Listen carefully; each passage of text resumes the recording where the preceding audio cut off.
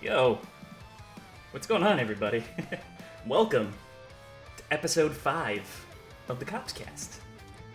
How y'all doing this week? Hope you're all having a good week, a good Thursday. Yeah, we're back in. We got another great guest for you today. Good buddy of mine. Went to college with him.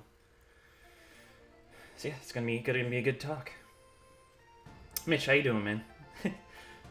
Now we can learn all about HD DVDs. Oh, it's so loud. Whoops. Let me turn that down for you. How's that? Is that a little better? Thanks for having me. All right, cool. I was just trying to adjust the audio levels earlier, but thought we got it. But all right, thanks for pointing that out, Mitch. But yeah, like I said, this is episode 5 of the KoppsCast. Here every other Thursday here at twitch.tv/bcops.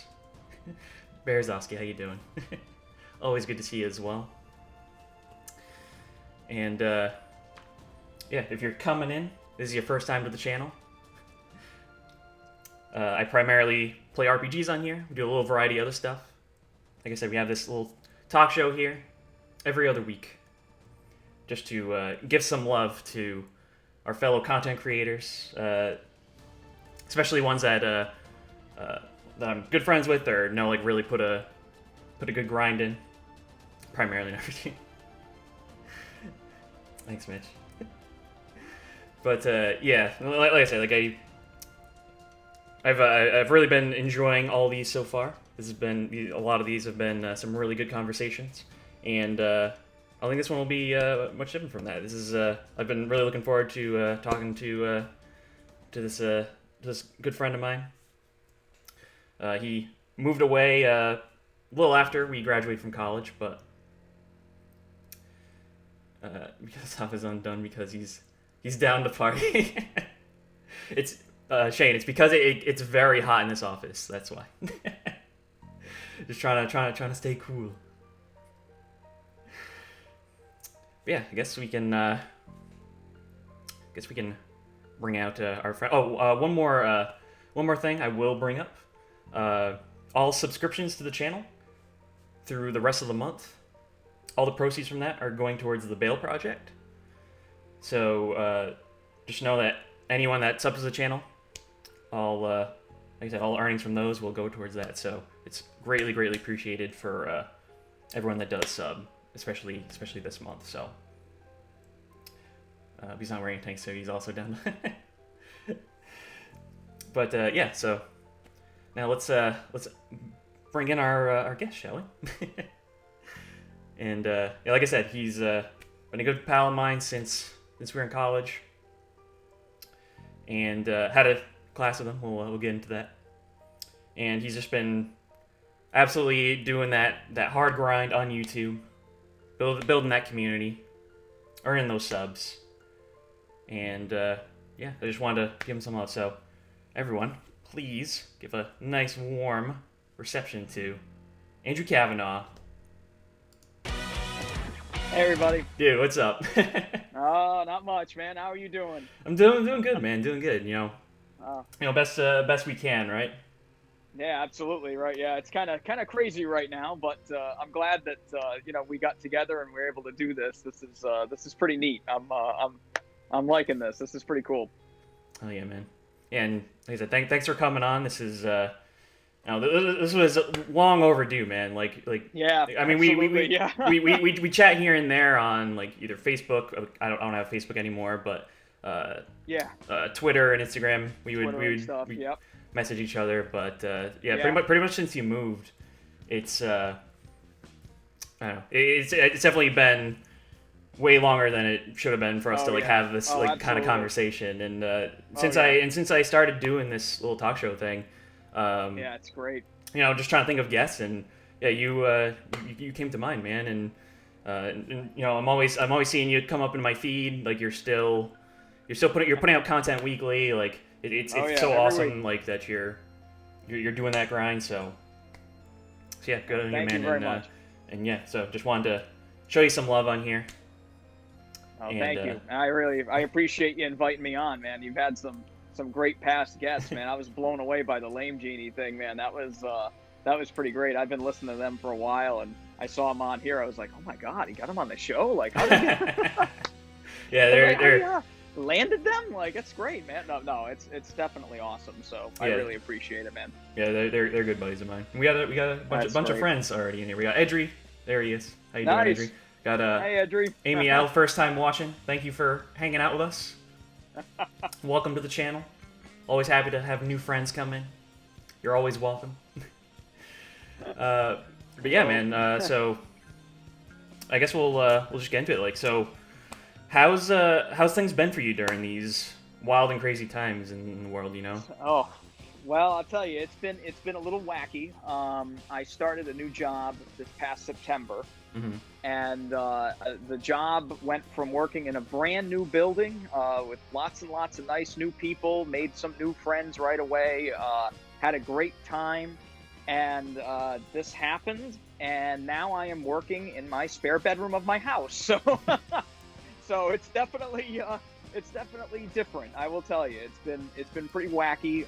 It's been pretty wild, but it's nice that I actually got afforded the opportunity to work from home. I know a lot of my friends have been either furloughed or let go or you name it, fired. You know, it's really sad. One of my best friends lost one of his jobs. He works 2 jobs. He actually lost one of his jobs during this whole thing. So I'm just very happy to still be working, but I miss the camaraderie of being with people. You know what I mean? I'm more of a people person, but I'll take it. You know what I mean? I'll take it. I'm just glad to have something. Yeah. But yeah, that's kind of been the biggest thing, and you know, also the kind of fact that I am going broke buying takeout. That's kind of the other. Uber owns me basically at this point. Uber you Eats, can cook though. You can cook. You know. I can cook there's a few things, you know what I mean? I can boil water, you know, macaroni, mac and cheese. Mac and cheese, you know, I got the little Velveeta cups, you know, it's buy them at BJ's for like, you know, $20, and as you get like 80 of them, you know. But yeah, that was like my every college meal. Yeah, pretty much. I feel like I've gone back to college, ironically enough, so it makes sense that we would talk again. But no, it's been pretty good, you know. It's just you know, I just being cooped up all the time. You know, you gotta get out and do something. Yeah. Exactly. That's the main thing. But been exercising more at home, so that's good. You know, it's been fun. You know, I'm trying to stay in best shape as possible. Yeah.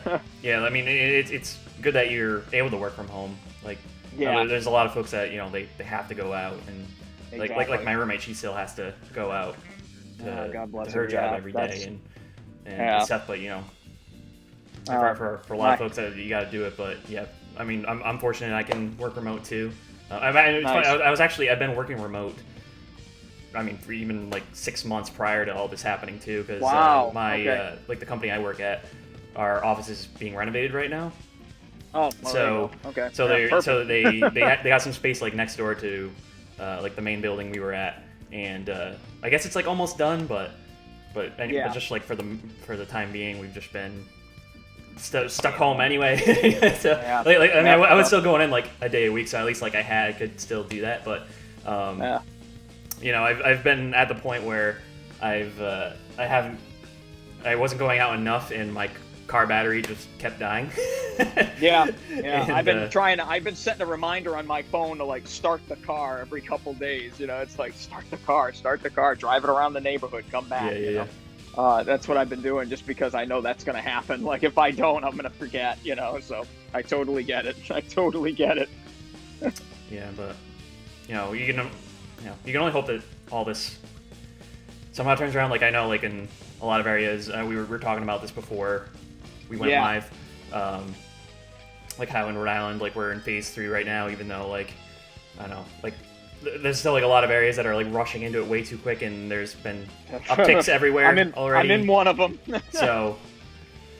Oh yeah. I don't know, but hopefully. I totally get it. Yeah, and it's it's unfortunate that there's really like nothing we can do right now. It's just wait it out, but gotta hang in there. Just be as safe as you can, and it is what it is. That's it, man. You know, wash your hands. If you go out, wear a mask. That's that's kind of kind of the best thing to suggest right now. You know, that's what I've been, that's what I've been reading, and that's what I do. So, yeah, for sure. Best thing. Yeah. Yeah. So, I guess to start things out, I guess we'll get into just like how we met in general. So, yeah, sure. So we went to school together. We went to college. Yep. We actually, I mean, the first time I met you, because I didn't realize you were friends with Edry, who was my roommate like all throughout college, and we had a video game history class together. Yes. I think it was Galvez. I think. Yes. Yeah. Yes. Professor Galvez. Yep. Yes. Yeah. It's like, still one of the best classes ever. Yeah. I remember. Yeah, because it was the fall semester, I think, of senior year, and basically what I was doing, I was cramming in as many classes as I could, like, that semester. So I took, like, 6 or 7, and then I made it so my final semester I had, like, 2 or 3. So I had, like, nothing left, and then I just, like... I think it was 3, because, like, 1 was, like, a day a week, and then 2 was, like, 2 days, but... Anyway, but yeah, that was a funny class, and like I just remember like we became friends through that class. We, for a class that like you wouldn't think actually should exist. Oh yeah, it was excellent. Like I remember, it was fantastic. Yeah, and I remember getting Batman Arkham City like the day it came out, and I brought my PS3 to the classroom. And we actually analyzed like the intro segment of the game. Yeah, that's right. Yeah, when that's the one where he's like walking in like you start off as like Bruce Wayne being like introduced into the prison, right? Yeah. Yeah. I love that. Yeah, that's such a great. I love that game. That's one of my favorites, man. That's a great one. Yeah, and Amy says it sounds more fun than any class I took. I mean, you'd say that, yeah. I mean, yeah, exactly. Yeah, well, definitely. It was a blast. Yeah, I think I actually my like final project for that class. I think I wrote a paper. I saved it because I'm like it's like one of the best papers ever written. But it was about choice in video games, like how certain games give you options of choices, and certain games give you the illusion of choice. And I had mentioned 3 or 4 different games in there, and like BioShock being like a big one, because of just how like when you decide to do things in that game, how the game completely changes, the ending is completely different. And I wish Infinite had came out at that point, because that's probably my favorite out of all of them. But yeah, I talked about BioShock 1, and I think I got like a solid B+, I think, on that thing. B+, A-. I did all right on that. That was a good that was like just like a giveaway class anyway. Let's be real. It really was, but I loved it. I had such a great time, it was a great time. Video games. And I never thought about video games in that way. Yeah, and then funny enough, from that class, one of the girls in that class, she I ended up working with her when I worked at Teespring, like down the line, and then. Oh wow. So it was like her and her husband, they worked there, and it was like, oh, funny, like, so now I'm like, so I'm always just thinking of, that's great. Yeah. Oh, that's excellent, man. See, that's the kind of thing you never expect, you know what I mean? You never know what you're going to run into. It's a small world, but that's great. That's awesome, man. But yeah, I love that. Yeah. I love that class. That's probably one of my most fondly remembered classes in all of college, Yeah. One of the best ones. Yeah. But while we were there, because you were in a bunch of classes with Edry, a bunch of film classes. Yeah. And a lot of film classes. Yeah. Yeah. And that's primarily like what you were going for in general, right? Yeah, I got my degree is in mass media communication, so I was doing a lot of TV, film, newscasting. I kind of did a lot of that stuff. But yeah, the film. There were a couple film classes in there throughout the years. But yeah, that was a big one with some of the classes I took with him, film theory and stuff like that. Those were a lot of fun. I got into some really nice arguments with the teachers in those classes. That was really nice. It was fun, but it was a spirited thing. It wasn't mean spirited. It was fun. It was a good time. Yeah. I kind of regret not taking more like film class in general. Like I think it was like a foreign film class. Oh, okay. So I think we ended up watching. I think we watched like it was either Enter the Dragon or another Bruce Lee movie, and Yeah, I mean, and I remember having like really enjoying that class a lot. And, yeah, that sounds like it's fun. Yeah, I would love it. Yeah, that would be great. Yeah, I don't think I ever took that one. But there were a few that they did. They did show like some foreign films, and I remember one of them. The final movie we watched was Hero, with Jet Li, which is an excellent, just a excellent movie. But that was like the final movie we watched, and the professor made a big point of saying like, this is cinematography at its finest. And I'm like, yeah, it's not, it's kind of right, like, yeah, I mean, you're pretty much right. And it's a, gorgeous movie. So, but yeah, it was good. It was really fun. But yeah, we had a lot of great classes, and that video game one will always be the one that I remember. That's just yeah. I tell people I took video games in college. Is like, I wonder why your degree's going to waste. Like, no, it's took video games in college. But no, it was good. It was a fun time. I miss those days. Yeah, I mean, just like those 4 years in general. Because freshman year, that was when I met Edry.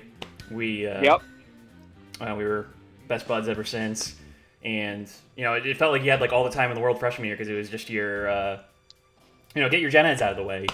Yeah, exactly. Yeah, do whatever you want. And then by the time senior year rolled around, like we probably only got to hang out on like a Thursday. So it was just like yeah, it's not right. It was just like you're getting everything done for graduation, and just making sure everything's good to go, and just time just flies, man, and it's crazy. And now here we are. Almost, because you graduated in 2012, right? Yes. Yeah, so it's the same as me. So yeah, it was just 8 years. It's crazy, man. It's been 8 years. Isn't that nuts? It's just like I think it's almost a decade, man. Like, it's just. The other day was my birthday. I was counting gray hairs, So I'm looking at the time, and I'm just like, what is? Like, well, happy belated. What happened? What happened? Thank you. I was like, what happened, man? What did we do? Like, what happened at the time? But yeah, that was a good time, though, man. I miss those days of going out late at night and getting pizza and stuff. I remember that. It was fun. You guys introduced me to Tommy Wiseau, so I mean, that was. I'll never forget that. I mean, this is for. So I mean, we're going to talk about I guess it's just for heads up for the chat. At some point, we're going to be talking about some of our favorite movies, and we picked a bunch off the shelf. I was actually contemplating on pulling The Room off the shelf. You should have. No, that's such a great thing too. Because I would like, what the hell is this movie? The Room. Like, what is this movie? I feel like every film class should show this movie as like an example. It really of like, should. Don't do this. Don't do anything you see in this film. Or I mean, just a way to learn how to critique a movie in general. Yeah.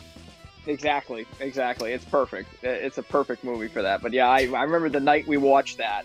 We went and got pizza and went back to the dorm and watched that movie, and I was like, I will never be the same again. I will never be the same. That changed me forever. I mean, what really changes you is when you go to the midnight screening for it, though. The one that he's actually there. Yeah. Yeah, just straight up like Rocky Horror Picture Show, It's a blast. Oh, it's a blast. Yeah. Oh, it's insane. Mm-hmm. It's totally insane. But I'd love to do that. I'd do that in a heartbeat. It'd be great.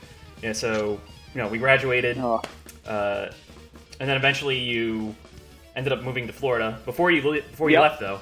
I remember. I think the last time we hung out was because we did see a movie together. It was we saw Creed. I believe. Yes. Yeah. Yes.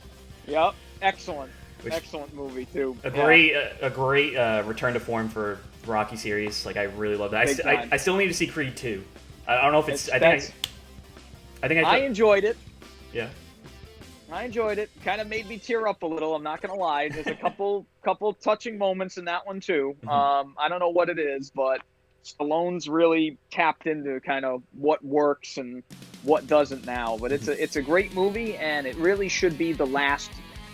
It should be it. Like, that's it. That's the one thing I tell people is I'm not going to spoil anything, but like, if that's the last one, like if that's the final Rocky whatever, good. Like, that's the way it should end. Mm-hmm. Like, that is the perfect ending done. Just end it. You know what I mean? Leave it alone. Like, don't do another one. You don't think they'll do a Creed 3? I really hope they don't. I really hope they don't. It's such a, as much as I would go see it, as much as I enjoy it, like I would definitely be there first day going to see it. But it's such a good ending. Like, again, I don't want to ruin anything because you haven't seen it, but it's such a good way to like wrap it up that they really just shouldn't do anymore. Like, it would be almost like, it's another one, like if they do one now, it's just kind of like, here we go again. We're going to fight now. I wonder who's going to train them. Like, you know what's going to happen, but this one here, it was surprisingly enough where there were a couple things I didn't expect, and it was very touching. It's a touching movie. I really enjoyed it. I thought it was great. Sure. And, definitely see it. No, I will at some point. I'm just trying to figure out timing of everything. But I know, it's tough. I know. Yeah, but how's adjusting to living in Florida? Like, I mean, you've been there for how many years now? But like, how's the initial going from Rhode Island down there? And I mean, you mentioned off stream before we went live that I mean, luckily the company you were working with, like, they were able to let you transfer and you did that. I was able to move down here with them. Yeah, that was great. So that helps a ton. But yeah, how was like the whole transitional process for you? It was actually it wasn't too bad. The first year I lived here, I was actually on my own, and then after that I actually moved in with a friend of mine, and I was actually roommates with him for a few years, and now I live with my girlfriend. So it's nice, and it's a great place to live. I'm kind of in the Tampa area. Just to kind of give you an idea, so I'm not like way out in the middle of like nowhere. But I'm in that area, and it's really nice. I think the neighborhood I live in is very nice, and the one thing that I took a little while to get used to was the drivers here are scary, and they are scarier than New England. Frightening, yeah. Oh, it's so much worse. It's like, you get on the highway and it's like, if you're not going 150 miles an hour, you're going to die. And that's the thing, is like, you got to just just hit that gas. You get on there. It's very different from driving in Rhode Island. But it is frightening. That's the number one thing that took me kind of a lot of getting used to, was the driving. But I love the weather down here, and I moved here to kind of get out of the cold weather of New England. I got a bad knee, and the cold weather in New England just wasn't. I just wasn't living a healthy life anymore. I was in really rough shape, and here I can exercise more. I can kind of get out in the sun. And I don't tan very well, but I definitely. I could definitely spend a lot more time outside, and it's just it's just better for me. You know what I mean? I feel better, and I kind of I'm more active than I was, living up north. But there are things that I miss. The number one thing that I miss is the food. There is no restaurants here that as much as I love some of the restaurants that I've been to here, I miss that Rhode Island. Type of like little mom and pop restaurants, and there's just things here that it's mostly chain restaurants and stuff like that. You really have to hunt down the smaller owned places. But the food's the number one thing. I remember when I first moved here, I mentioned to somebody, man, I could really go for a hot wiener right now. And, the Rhode Island staple, dude. The reaction I got from the person that I said this to, they were like, "What?" And like slowly left the room. Dude, no one. And then I realized I was like, nobody knows what this is, and I have to explain it to people what it is, and it gets a reaction every time. Like, you want to what? Excuse me? And then I'm like, no, that's not like, no. It's a hot dog. You have to like give it to them like in a very layman's, because nobody knows. Yeah. Nobody knows what this celery is. Salt, some grade D meat, Exactly. Meat sauce with the Dijon mustard. Yeah. You tell people and they're like, "Oh, it actually sounds really good." I'm like, "Yeah, I know. I don't know where the name came from. This is just, I say New York system, and they're like, "Oh, so you were in New York?" I'm like, "No, Rhode Island is a state that's the other thing that's fun is telling people, oh, I'm from Rhode Island, and they go, oh yeah, New York, and I'm like, no, it's a state. It's under Massachusetts, next to Connecticut. It's a state. It's an actual. Oh yeah, but that's but those are the things really I had to adjust to was people not knowing Rhode Island's a state and the food. But other than that, I love it. I absolutely love it here. Yeah. It's great. I actually had a few buddies in the chat that, like, I've been telling them, like, or singing the praises of hot wieners in general. It's like, oh yeah, y'all don't know what you're missing out. Like for $2, for less than $2, you can get. You're good. you can get one, like, and you'll get 3 in a small fry, and you're stuffed. Oh yeah, you're done. I can't even make it through 2. Never mean 3. I mean, I'm dead at 2. So it's just oh yeah, the good old lead sinkers, as I like to call them. Yeah, and since you those things. Woo, yeah. And since you left too, there's so many spots open up. Like I don't know if you hit up like any breweries down there at all, but there's a bunch of them around here now. Like seriously, it was like one was popping up like every month. It was pretty crazy at one point. Wow. A lot of really awesome restaurants in general. Like next time you come down, you have to try this place, Chomp. It's straight up like the best like burger sandwiches. Chomp, you said? Chomp, yeah. I'm writing this down. they had like their main location's in Warren, but they just opened up a second location in Providence like last week, I think. Oh wow, okay. And dude, it's like out of this world, like. Like nice, yeah. I gotta check that out. Chomp, okay. Okay, this is why I have a little notepad here in case I want to. Sure. Taking a few notes, but that's great, man. Chomp. Okay. Yeah, but I have to check it out. I've been meaning to come back for a while, but with all this going on now, it's like everything's on hold, Yeah, hopefully next year once. Yeah, hopefully. Down. Yeah. I really hope so. Mm-hmm. And I just want a hot wiener now. Dude, me too. I just ate right before this. Maybe tomorrow. Maybe I'll divulge in. Can you like FedEx me one or something? Can you like do that? I'll send it in. I'll send it in an envelope with 3 stamps. There you go. Excellent. 1 stamp for each hot wiener. That's great. Exactly. Perfect. See, Perfect. You got it. Perfect. Oh man, you might get arrested or something if you do that. I don't know. That might be against the law or something. It's just dripping out of the bottom of the envelope. Just dripping out of the envelope. It's like, yeah, that's what I'm talking about. The mailman's like, what the hell is this? I'm just like, yeah, I've been waiting for this. Oh God. Oh. So since you moved down there, what have been like some of your favorite spots that you've, or not just like food, but like what have you like? What are some spots that you frequent or? Just the other night, I mentioned, for my birthday, I just the other night, my girlfriend was nice enough to take me out to a restaurant, and it's in Tampa, and it's called Charlie's Steakhouse. And this restaurant, I cannot lie to you, walking into this place, it was like a dream sequence. Sinatra playing, and everything's wood. They sell you cigars in the waiting room. It's like it's unbelievable. The waiters are all wearing the bow ties with the black cloth over the shoulder, and they bring the meat to you raw before you order, so you can see what the cuts look like. Nice. It's one of these places. Just amazing, and it's hands down one of the best restaurants I've ever been to. It was incredible. Just make sure you got a good amount of money on you. It's not cheap, but it's. If you want some good steak, you got to pay. If you want a good, I ended up getting a 24-ounce porterhouse steak, and I got through about half of it, and I've been eating it, ever since. But it's just an amazing place. That's one that I don't know if I would frequent it because I'd go broke, but I definitely would go back there any day.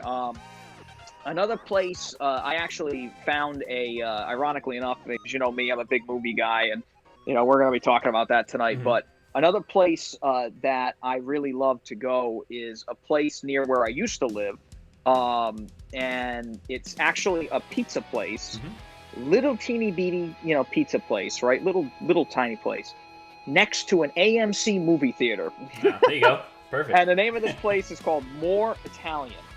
And they have probably the best pizza that I have had since moving to Florida. It is all handmade, and they have a pizza that's what they call the Sicilian pizza. And the only comparison that I can make to it is Caserta's on Federal Hill. That's the only pizza I've ever had that can compare to this pizza. And Caserta's is one of a kind. I mean, don't get me wrong, that's still very, that hits home when I think of that place. But this place here, they make a pizza that is so similar. And I didn't know, but I asked one of the ladies that worked there. I said, "Listen, can I talk to the guy making the pizzas?" And she's like, "What are you talking about?" And I said, let me talk to the guy making the pizzas. And she thought, oh my God, I'm in trouble. Like, oh my God, the pizza was terrible. The guy came over, and this is like over a year ago. I shook the guy's hand. I was like, this is angelic. Like, this is one of the greatest pizzas I've ever had. And he was like, oh, great. I'm so glad. And I said, I'm originally from Rhode Island. And the guy stops and he goes, "Wait a minute, what?" And I said, "I'm from Rhode Island." And he goes, "Me too." And I'm like, "Oh my God!" So the guy that cooks, one of the guys that is a chef there, or whatever you want to call it, was actually from Rhode Island. He lived in for like 30, 40 years. So go figure. Maybe he worked for Caserta's for a while. I don't know. Stole the recipe. I don't know. But it was. I don't know, but it was, that's one of the best experiences I've had down here. So those are a couple places I've been to, and there's a great place in Universal Studios called Voodoo Donuts. I heard about that. I think I saw it on the Travel Channel or something. Oh my God! If you like donuts, you're gonna pass out walking into that place. It's just one of the most wonderful places I've ever been to. Yeah. Every time I go there, I have to go to get a donut. I'm like, I have to go get donuts when I'm there. Which is not good when you're out in the sunshine and riding rides. You may not want to wait. You may not want to eat a dozen donuts before you go on Jurassic Park or something. But for sure. But it's still fun. It's still fun. But those are a couple places. Cool, man. Yeah. So we touched a little bit on just you went to school. You did your mass media. Went into filmmaking a little bit. Yeah. Yeah, and then when you were in college too, you did your own short films. Yes. So, yeah, how was did you initially, especially coming out of college, were you thinking of leaning more towards that direction, kind of like do your own films in general that way, or did you have like another game plan with that? Well, I was I was looking to either make my own stuff or work on some form of editing, like video editing, because I actually really enjoy video editing. I get a kick out of it. It's actually something I've always wanted to do. Recently, I've been actually really looking into voiceover work. Oh, nice. Because I did radio in college. You probably remember I was on a radio station in college, and I actually just recently, this past year, took a class with a gentleman that does voiceover, like coaching classes. And that's really something I've been looking into recently. But really, I was looking into doing, either something with filmmaking or, film critiquing or video editing was really the three big things. But now I'm going into, a whole other ball game with YouTube and voiceover work and stuff like that. But it's not easy. It's not easy to get into it. You know what I mean? It took a long time for the YouTube thing to kind of get rolling a little bit. And the voiceover work is a totally different beast. That's a whole different ball game. You really have to, market yourself for that kind of stuff. So were you trying to get into like maybe reading for like audiobooks and stuff like that, or just like character voiceovers, or what specifically did you have in mind? Audiobooks is a big one. I like doing commercials. Ironically enough, it pays the bills big time. Commercials, stuff like that. Even narration for videos. It's funny. I've always loved the work of Ken Burns. Baseball, the war, all these great documentaries, and the Civil War is like one of my favorite documentaries ever. And I've always loved Peter Coyote's work in those, because it's like he has got such a fabulous voice. He could be reading a cookbook, and it would be invigorating. It'd be like, now add 2 teaspoons of salt. And it's like, and you're waiting for the next line, you know what I mean? Like, he could do anything, that guy. And that's the kind of thing I like. I would love to do some kind of like historical narration stuff, I really would get a kick out of that. That would be something that's a dream of mine, you know, do something like that. That'd be cool. Yeah, Edry in the chat says, "Yo, get into voiceover work right now." yeah, I would. I mean, I'm really that's a big thing. So that's like a big step dream that you got. Yeah, I would love to do that. Yeah, I'm working on it. I'm currently, you know, I'm trying to get out there and get my name out there to do that. So that's a big one I'd love to do. Yeah, that'd be awesome. Be great. Man. I think you'd be really great at that, dude. Thank you. Yeah, Thanks. I'm trying, man. You know, I like I said, I'm trying. I'm just, you know, trying to get my foot in the door. Pretty much. That's the first step. Mm-hmm. And you know, like I said, because you had some short films you did in college. You did like, basically you did like a full length one too, in a sense too. Did you have any plans of like doing more of those too, or are those just kind of like on the back burner now while you're doing YouTube while you have that stuff? Like, did you have like anything in mind of that?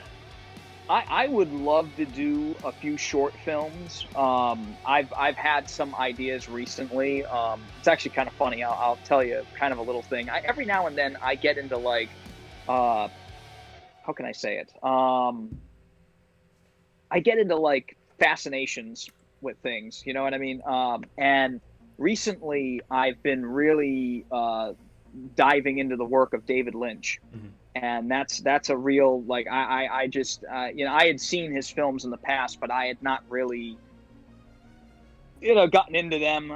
But I'd started to really watch a lot of his work recently. And I blew through all 3 seasons of Twin Peaks and Fire Walk with Me, the film, Eraserhead, Blue Velvet, you name Mulholland Drive, Lost Highway, you know, all these films. Mm-hmm. And actually Criterion just announced they're going to release The Elephant Man in September. So I was like, you know, I got excited. I was like, perfect, you know, because it's like the only one of his movies, one of the few movies I don't have of his. Mm-hmm. And I started really watching his stuff, and I'm kind of like on like a creative like wave right now where I'm getting ideas and I'm trying to think of stuff for like little short films, even if they're only about 2 to 3, 5 minutes long. Yeah. I'm taking notes and stuff because things pop in there, and I'm trying to see, you know, what comes about it. But the trouble is that, you know, I can't really go out and film in a lot of places right now. You know, do I have the money to do that right now? Not really. So there are things like that, but the great thing is that you carry an absolutely wonderful camera around in your pocket now. Oh, sure.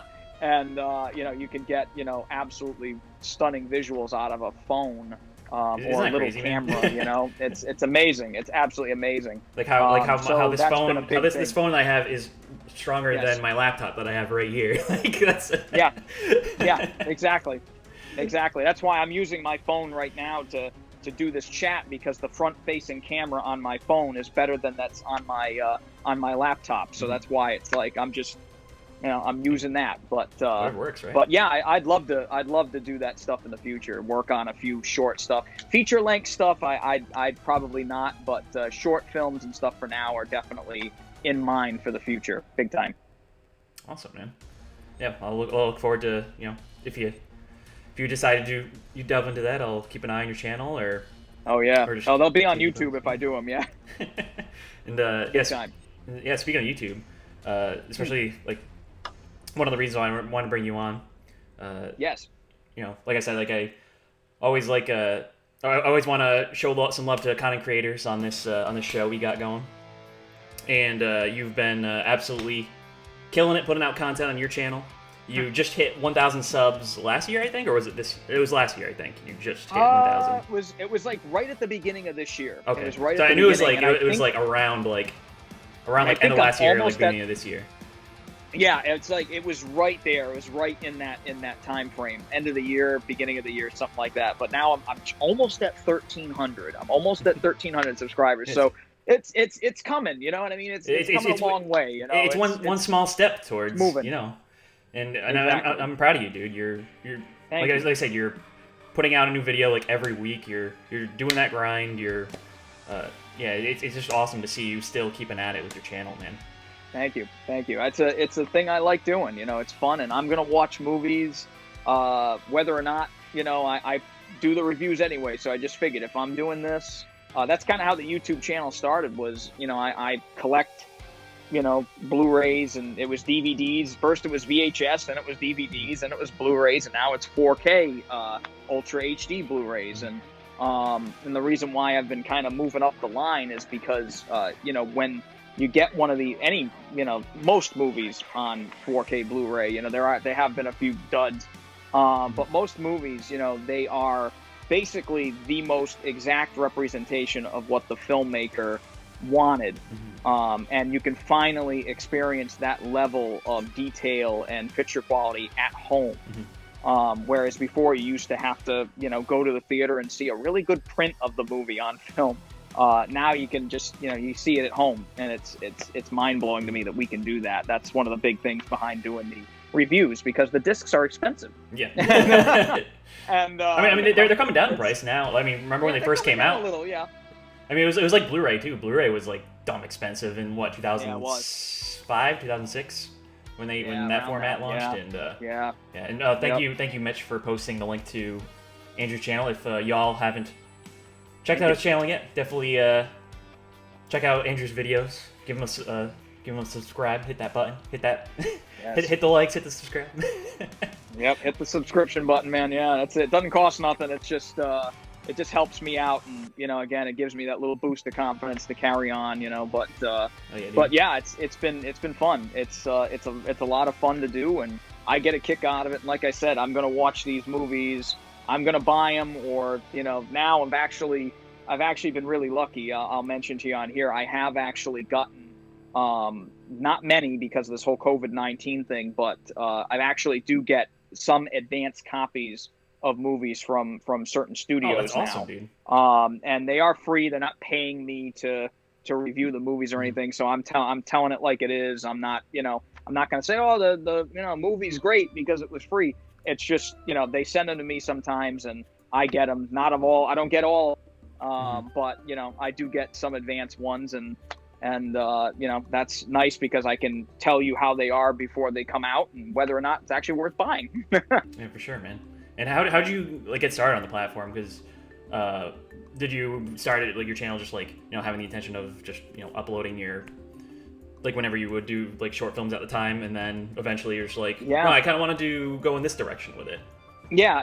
I was thinking I'm going to see movies and stuff, and originally it was I was going to review current release movies in the movie theater, and I still do that on occasion. But I didn't, I didn't really get much attention. I did a few movie reviews here and there, didn't get much attention. And then I started doing what if I a movie that's on home video? What if I reviewed a Blu-ray that just came out or something? That video got more attention. And I was like, oh, okay, so I can kind of review stuff like that. I actually did a few reviews of television show series that I really like. I did a review for each season of Miami Vice, the original Miami Vice, because that's a big show to me. It's one of my favorite shows of all time. And I think I did a whole series on MacGyver, and those have gotten a lot of views. But mainly, the one thing I wanted to kind of talk about was the 4K stuff, because when that first started, I was I don't know what to think about this. 4K Blu-ray, what's the big deal? And then, I invested in the TV and the Blu-ray player and the surround sound system and all this stuff. And then I'm okay, now I get it. This is, basically the best you can watch these movies at home. And it's a great format. So I started doing reviews of that, and those kind of caught on. And then I noticed the subscribers going up. And I was okay, maybe I should do this. Maybe I should stick to this. So I do a current movie release, it gets 10 views, and then I do a 4K Blu-ray, and it's at 200 in a week, and I'm okay, this is showing me something here. Yeah. I mean, it's good to have that variety where you do a current film, and then you have your 4K one. But it's good that you have something unique like that sticks out, because I mean, there's so many big movie YouTubers. You have your Chris Stuckmans, your Jeremy Johns. Oh yeah, I love Flick them. Picks. Yeah, I love Stuckman. There's so many of them, and and I don't really know many that. Yeah, and I don't really know too many that will review just this new physical release. So exactly, and it's cool, and it seems to be really working for you now. And you know, you have like a really, I mean, just like going through the videos, like reading the comments, you have like a lot of really dedicated fans and subs in there, man. It's cool to see. Yeah, a good amount of people keep coming back, so it's really nice. Yeah, there's one gentleman in particular who comments every video. He always leaves some kind of nice comment, and those are the people that I really love. Those are the guys that I just, you know, it's just so nice that they like come to visit. You know what I mean? It's like you know, they always stop by and say hello, and they're always watching it and leaving something. So that's a nice little thing to have. You know, they always. I don't very rarely get any, you know, weird comments. I had one guy that said I should fix my teeth. That's yeah. a troll for you. Oh yeah, that's always, you know. And I'm like, listen, I can't afford it, okay? Like I would do it, but you know, there's always one or two that are weird like that. But for the most part, yeah, I've had you know, a really good base of subscribers that have commented, and people that aren't subscribed that comment and stuff and ask questions, and I love it. I think it's a great platform. It's really great. What you do on here is awesome, man. I love what you do on here because it's great because it's much more interactive. And I was telling you before the show, I said, you know, if they would only let me stream movies on here and I could talk about them without being, you know, raided by the FBI midstream, you know. I do it, but I can't. You know, I don't play as many video games as I used to, but I watch you play them, which is great. You know, I always appreciate when you do, man. That's what I do. Yeah, that's how I make up for it. You know. Yeah, it's good. It's just awesome. Like, you know, the community building. You're doing it to your channel. I'm trying to always share the love here on Twitch, and you know, just I kind of went into like a whole spiel about it a couple days ago. Just, you know, just keep that whole circle of love going around, you know? Yeah, it's great. It's really great. Oh, I love it. Yeah, for sure, man. So, yeah, like you said, you're reviewing like 4K movies. You had like one of your most popular ones, because you did like your unboxing for your like 4K player and stuff. Oh yeah, the one that came out a while back. That one was really good. Yeah, I still use that same player too. It still works great. It's amazing. Yeah, like it seems like you know, because like a lot of folks love their like unboxings or just a, you know, or comparison video kind of thing, and you really like tend to, especially like with a lot of your videos, you really like will go in detail on like the specifics of like how like this release will compare to like just like a regular Blu-ray, or how this 4K player compared to another, because you did a couple Blu-ray player unboxing videos. Yeah, right? I did one in particular. That's the one that I have now, and I actually did a follow-up video because they updated the player, and people had asked so many questions about, does it do this, does it do that? So I actually ended up doing a follow-up video to it because people were so curious about this player, and it sucks now because the player, you can't get it anymore. Oh, really? It's actually really hard to find. And it's one of the best. It's probably the best Blu-ray player I've ever owned, and it sucks too because the price on it, the price point was very, very reasonable, and it can do a lot of things that these other players could do at, you know, they're charging double, sometimes 3 times the price, and this can do it for like a quarter. You know what I mean? And so I wanted to mention it to people because if you want to, you know, get people to get into this format, or if they want to see these movies in the best possible light, then you got to have the player to do it. And that was one that I wanted to mention to people because I just thought it was so fabulous. You know, it just works so well. It still does. Yeah, it's been tough for me to make that jump to 4K. Like, yeah, because I mean you can't really, you can kind of see it. I can kind of see it back there. I have 3 shelves of Blu-rays right here. Actually, I had to cut some out to make room because I had to make room for games. But I mean, even after upgrading like most of it to Blu-ray, I'm just like, once 4K came out, I'm like, I'm not doing this again. Like as much as like I admit 4K looks amazing. Like I have a 4K TV. I use a PS4 Pro to play some games on there, even though it's not true 4K, but still like a lot of the games look incredible on there. Yeah, but at least with PS5, that'll be a 4K player in it. That's something I'm really looking forward to. Yeah, I'm really happy about that because I will be honest with you, I don't have a PS4. I have an Xbox One X. Okay, and it's collecting dust over here. But you know, it's a hey, you know. But I got it because, you know, I wanted to play, you know, like Red Dead Redemption 2, and I wanted to play like the Halo games and stuff like that in 4K. And you know, you know, it's fine. It's a great system, but I don't use it as my 4K Blu-ray player because I've run into so many bugs with it. And the fact that the PS5 is set up, it's not going to work that way, where, you know, the Xbox has to use like an app to play like Blu-rays. Like, no, it's just have it built in. You know what I mean? My PS2 was the DVD player in my house for years. You know what I mean? That thing never had a problem. I never had a problem with it. It's probably still around here somewhere working, you know? But like the, you know, the PS5, I have faith in it because Sony does make a very good product.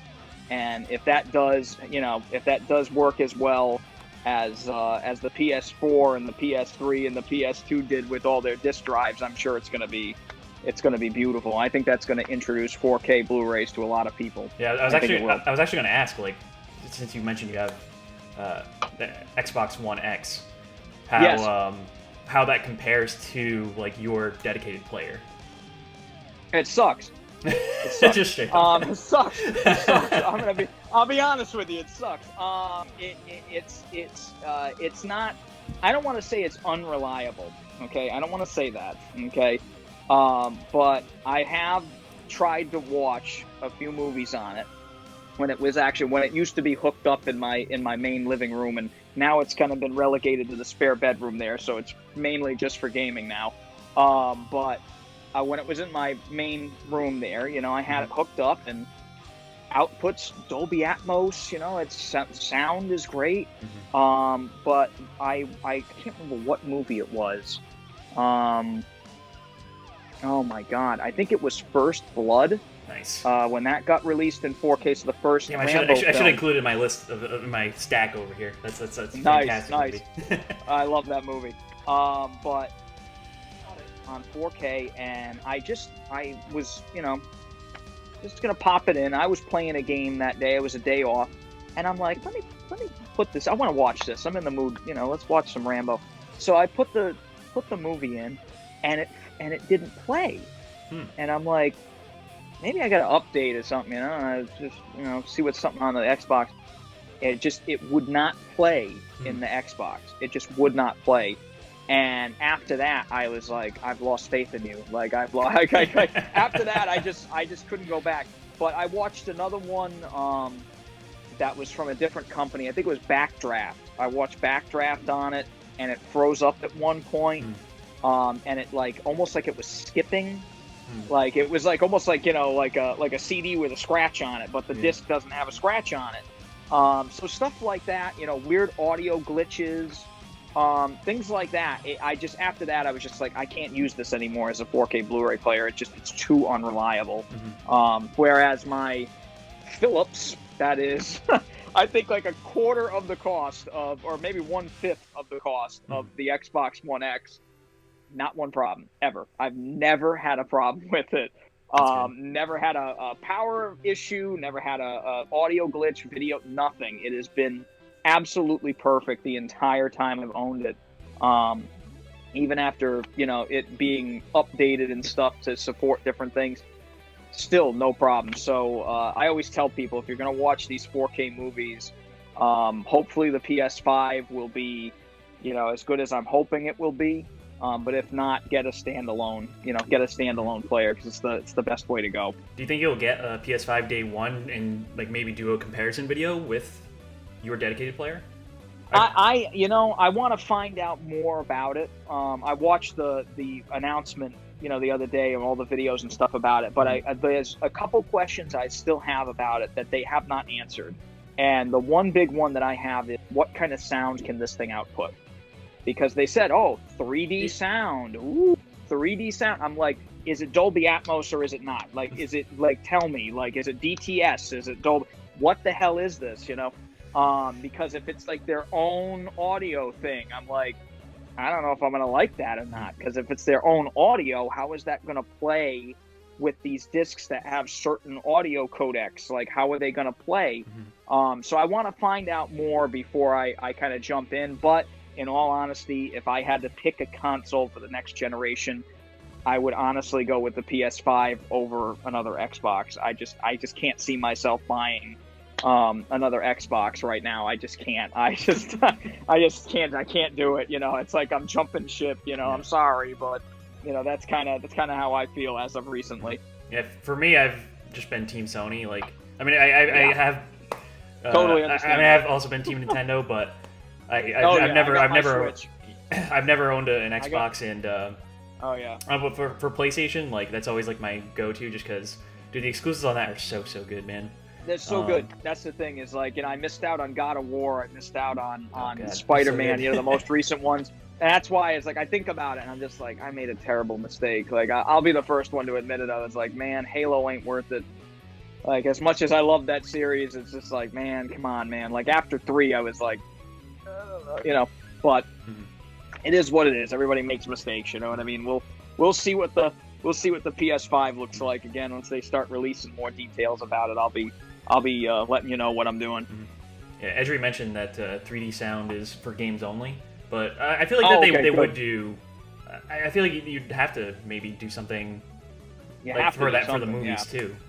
But then again, it might be like a. I mean, not to, you know, but for them to force out another format out, but it's like, 4K Blu-ray 3D audio disc. Yeah, I know. Like, right? I feel like that'd be like the next step up. Like, so then you truly get that surround sound, you know? Yeah, I know, right? Well, hey, I mean, you know, Sony does technically own the rights to Blu-ray, so never know. You never know. I'm not going to count them out, but yeah, I'd like to see a little bit more about it, and I also want to see a price point. I want to see how much this thing is going to cost, you know? There are actually some rumored leaks that came out today where, like, I mean, I don't know if this is true or not, but apparently the digital version is going to be $400 and the disc version is going to be $500. That's kind of what I figured, you know? Yeah, that's around the far ballpark. from what I thought. Yeah. I would never get the digital one. I'm too much into physical. I like having the game. You know, if the internet goes out, you can't play the game. I'm like, no, I don't want to. You know, I want to have the game. Give me the game. You know, that's the way I am. I know you're like that too, kind of. Yeah, like right? I feel like with for the most part. I feel like next gen though, I'm probably gonna go more digital than physical. Really? Just because, like, I mean, really? like I have no room. You just got no place. Where else am I gonna put it? You know? You're like me. I got 2 bookcases full of movies over here, so I got nothing. You know what I mean? It's like I'm starting to try to figure out. I'm like, okay, oh man, I'm like, okay, maybe if I cut a hole in this wall. I'm just kidding. No, I wouldn't do that. But yeah, it's starting to get scary now with all these movies, man. It's crazy. I'm starting to completely unload all of my DVDs, just so I have some room. The problem is I have some movies on DVD that are completely out of print and they're not on Blu-ray yet. So I've been going through and finding ones that are out of print. And actually, it's funny. I mentioned David Lynch earlier. I have one of his films called Inland Empire. If anybody's seen that movie, if you've sat through this movie, God bless you. So it's a great movie, but boy, it's out there. You know, it's 3 hours long. But it's not on Blu-ray in America, and it's like a Region 2 or Region B Blu-ray disc. You can't buy it in America, and the DVD is out of print. And so it's like, but I'm keeping the DVD, I guess, you know. But stuff like that, I'm keeping, but I'm just basically unloading everything that's not a Blu-ray or a 4K disc. Yeah, the only DVDs I have on my shelf are the ones that never got the treatment. So yeah, exactly. Like, American movie. Well, it's all documentaries. American movie, Super Size Me. There you go. The King of Kong. Nice. Yeah, that's a great documentary. And what else do we got? There's just like a lot of like band DVDs that, like, yeah, they're definitely not gonna do that. But no. It's actually really funny. Don't sell your old concert DVDs. They're actually they go for a lot of money. Some of them do, yeah. Sure. I have a David Bowie one. That's the Serious Moonlight tour from the early '80s, from like his Let's Dance era. and that DVD is it goes for a lot of money. I didn't realize like how much it goes for until like I looked it up on eBay, and I'm like, oh my God, I'm sitting on a gold mine. Like, oh my God, but I just can't bring myself to sell it. I'm like, I love this concert so much, and like I can't do it, you know. Yeah. I gotta have it. I want to keep it, you know. Yeah. One of my biggest regrets was selling. Metallica had this DVD set. It was Live Shit Binge and Purge. It was It was a live set they put out. It was on like It was originally VHS CD, and then they re-released it CD DVD. And I have one over here. And actually, let me show you. All right. This is it. This is actually the DVD. Oh, hell yeah. This is the Serious Moonlight Tour. Nice. I had it right in the shelf over here. I was like, maybe I can reach it, you know? But that's it. That's the David Bowie one. It's a very Art Deco cover, but nice. It's fun. That's a good one.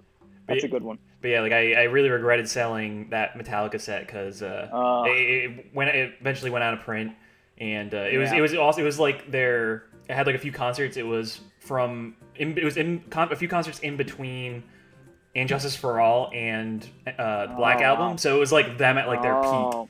And it was like playing like a lot of like deep cut hits, you know, like. Oh wow! So that was good, and then another one of theirs that I used to have to S&M, the one where they played with the symphony. I don't know if you ever listened to that live album or. I haven't heard it, but yeah, that sounds wild. Yeah, I think Guns N' Roses did it too, but it's really it's on YouTube. Like seriously, just like watch it. It's really look it up. Awesome seeing like hearing like a lot of those songs like with the addition of that. It's pretty cool. Writing that down too. Mitch, PS4s aren't region locked; they're region free. Nice. I think Sony's consoles have been region free since PS3, I believe. Wow. Because I remember my buddy would import a bunch of PS3 games and. Nice. Nice. It's kind of like I think the Switch is region free as well. Yeah, right? I think it is. Yeah. And Nintendo's usually pretty strict about it. I think. How excited are you for this Pokemon Snap? Are you excited for this? I got strangely excited when I heard that yesterday. I was like, oh. And I'm like, no, calm down. I'm like, calm down, buddy, calm down. I'm like, yeah. I just have so many fond memories of the N64 days with that game, and I'm just like, I haven't even played a Pokemon game in damn near 20 years, but I'm just like, oh, I want to play that. Like, I can take the. It's cool. Well, A, I don't have a Switch. B, I mean, N64, I didn't really have one until like way later, so my nostalgia for that console isn't really there. Like I had PS1. Yeah, that was PS1. I was all about the RPGs, you know, and but like I had friends that had N64, and I'd play Pokemon Snap at their houses. So I know that's been like one that they've been like super excited about. That's one of the few games I ever completely I ever 100%ed. That's one of the few games I ever like did everything in the game. That's one of the few ones there is the original Pokemon Snap. Mm-hmm. So I'm excited for that. That's going to be fun. That seems like it'll be a good time. Mm-hmm. And backtracking a little bit to your YouTube channel. I figured no, it's all good. It's all good. Because I figured I have a little gaming section I wanted to check off down the line anyway. Absolutely. So you're putting out videos weekly. Do you have a certain schedule? Do you have like deadlines that you have like set for when you're putting out, or you're just like I'll do it when I do it kind of thing, or because I do it when I do it. Yeah, I do it when I do. I try to release the videos on the weekend. Recently is what I've been doing. Every now and then it'll be like a Tuesday, something like that. But I try to keep it. Oh, excuse me. I'm sorry. I try to keep it on like usually I do it on the weekend. Like Sunday has been a good day to do it. Mm-hmm. Just because it's like, well, I may have watched the movie the night before or the day before that. I have time to kind of, take notes of what I saw in my head and kind of, give my best opinion. Plus, I mean, sometimes I need extra time because some of the movies that I watch, they got some crazy amounts of special features on them. Mm-hmm. Some of them do, some of them don't. But sometimes I want to set, some time aside so I can watch the special features and talk about those as well. Sometimes the special features are just rehashed from an old release and I can just remember it. But most of the time I try to set like a day on the weekend, Saturday or Sunday or something like that. You know, that's usually when I try to upload. Cool, man. And what have been some of your like challenges that you've had? You know, just building your channel and just putting out content. Like what like I don't know if you want to delve into that. Yeah. The biggest one was getting started. I know it sounds funny, but the biggest thing was sitting down and saying, I'm gonna do this.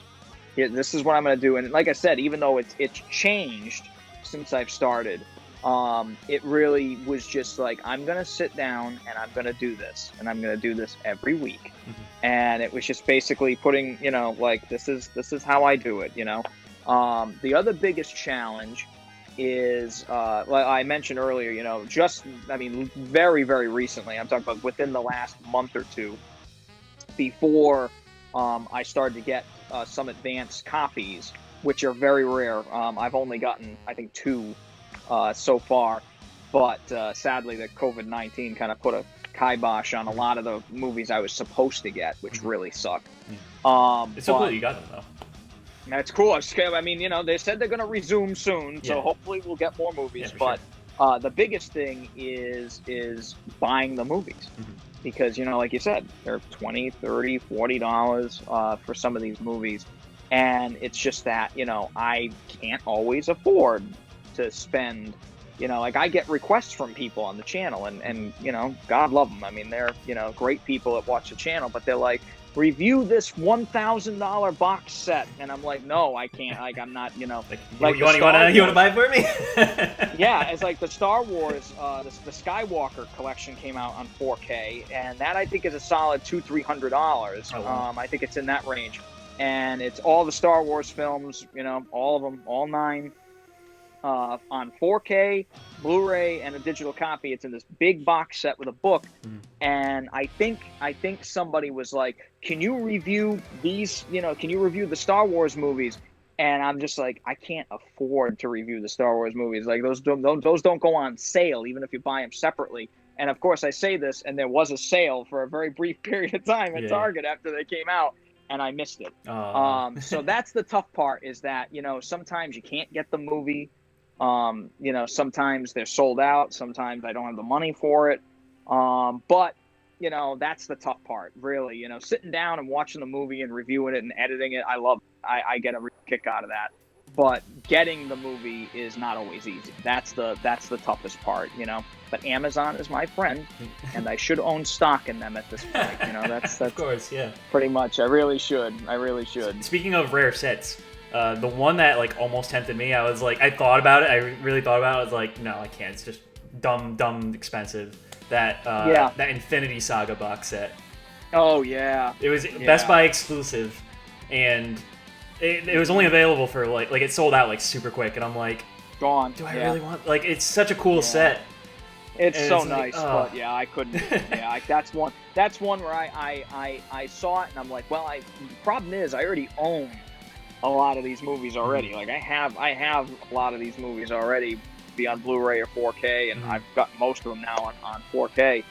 And I was like, man, I saw it, and the number one problem I have is that I have nowhere to put this damn thing. Yeah. That's the problem with the box sets, is that I have nowhere to put them. Exactly. I just don't anymore. That's why I don't buy a lot of box sets. The only time when I would buy a box set now is if it had something in it, some kind of movie or something that I couldn't get anywhere else. Or if it was cheaper to buy the box set than to buy all the movies. And the Marvel one, it may have been a thing, you know, but the fact that I had already spent the money on all these movies, it's you know, it wasn't worth it for me. There's a Columbia Classics box set that's out now that I'd really like to get. I think it's a little over $100 on Amazon, but it's got Lawrence of Arabia, Doctor Strangelove, Mr. Smith Goes to Washington, Jerry Maguire, and A League of Their Own that are in there. I may be missing one or two, but absolutely stupendous movies, and all of those you can't buy separately. So that's why I was like, okay, like I mean, I might buy it just to get Lawrence of Arabia, to be honest with you. I mean, that movie by itself is just, you know, incredible. But you know, again, it's a box set, and I have nowhere to put it. So that's the problem. As much as I'd love to get it, I have no idea where it would go. I just gotta interrupt you for No 1 clue. minute. Aodi, thank you so much for that raid with a party of 11. Welcome, everybody. This is episode 5 of the KoppsCast, right here, twitch.tv/bcops. Welcome, everybody. If you're brand new to the channel, welcome. I play a lot of RPGs, play sometimes a variety of other stuff, and every other Thursday, we have this little talk show right here on the channel. We have a different content creator. Show them some love. So yeah, welcome in, everybody. Aodi, hope the rest of your stream went well. What is the clownery? Welcome to the channel. Yeah, welcome everyone coming in from her channel. And yeah, if you haven't checked out Aodi's channel, please show her some love over there. She's currently playing some Witcher 3. It's always a great time over there. And I always appreciate you so much for always bringing your community over here, Aodi. Thank you so much. And yeah, hope you all enjoy this conversation. We were just talking to our buddy Andrew here. He has a movie YouTube channel, and we were currently talking about his channel in general at the moment. Currently talking about because a lot of what he does is he talks about a lot of the new 4K releases that come out and stuff. So yeah, welcome everybody. So thanks so much for coming by. But yeah, back to yeah, that box set was just like absolutely absolutely crazy. It's total madness. I don't even know how many discs are in that thing. Like I just don't know. Like the Star Wars one I think was like 20, 30 discs. It's nuts. It's just absolutely nuts because you got 2 Blu-rays, you got the 4K disc, sometimes multiple 4K discs. You got the bonus feature. It's like it's like I can't do this. Like I got nowhere to put this stuff. You know what I mean? Like I can't. I don't know where you're gonna go with this. You know.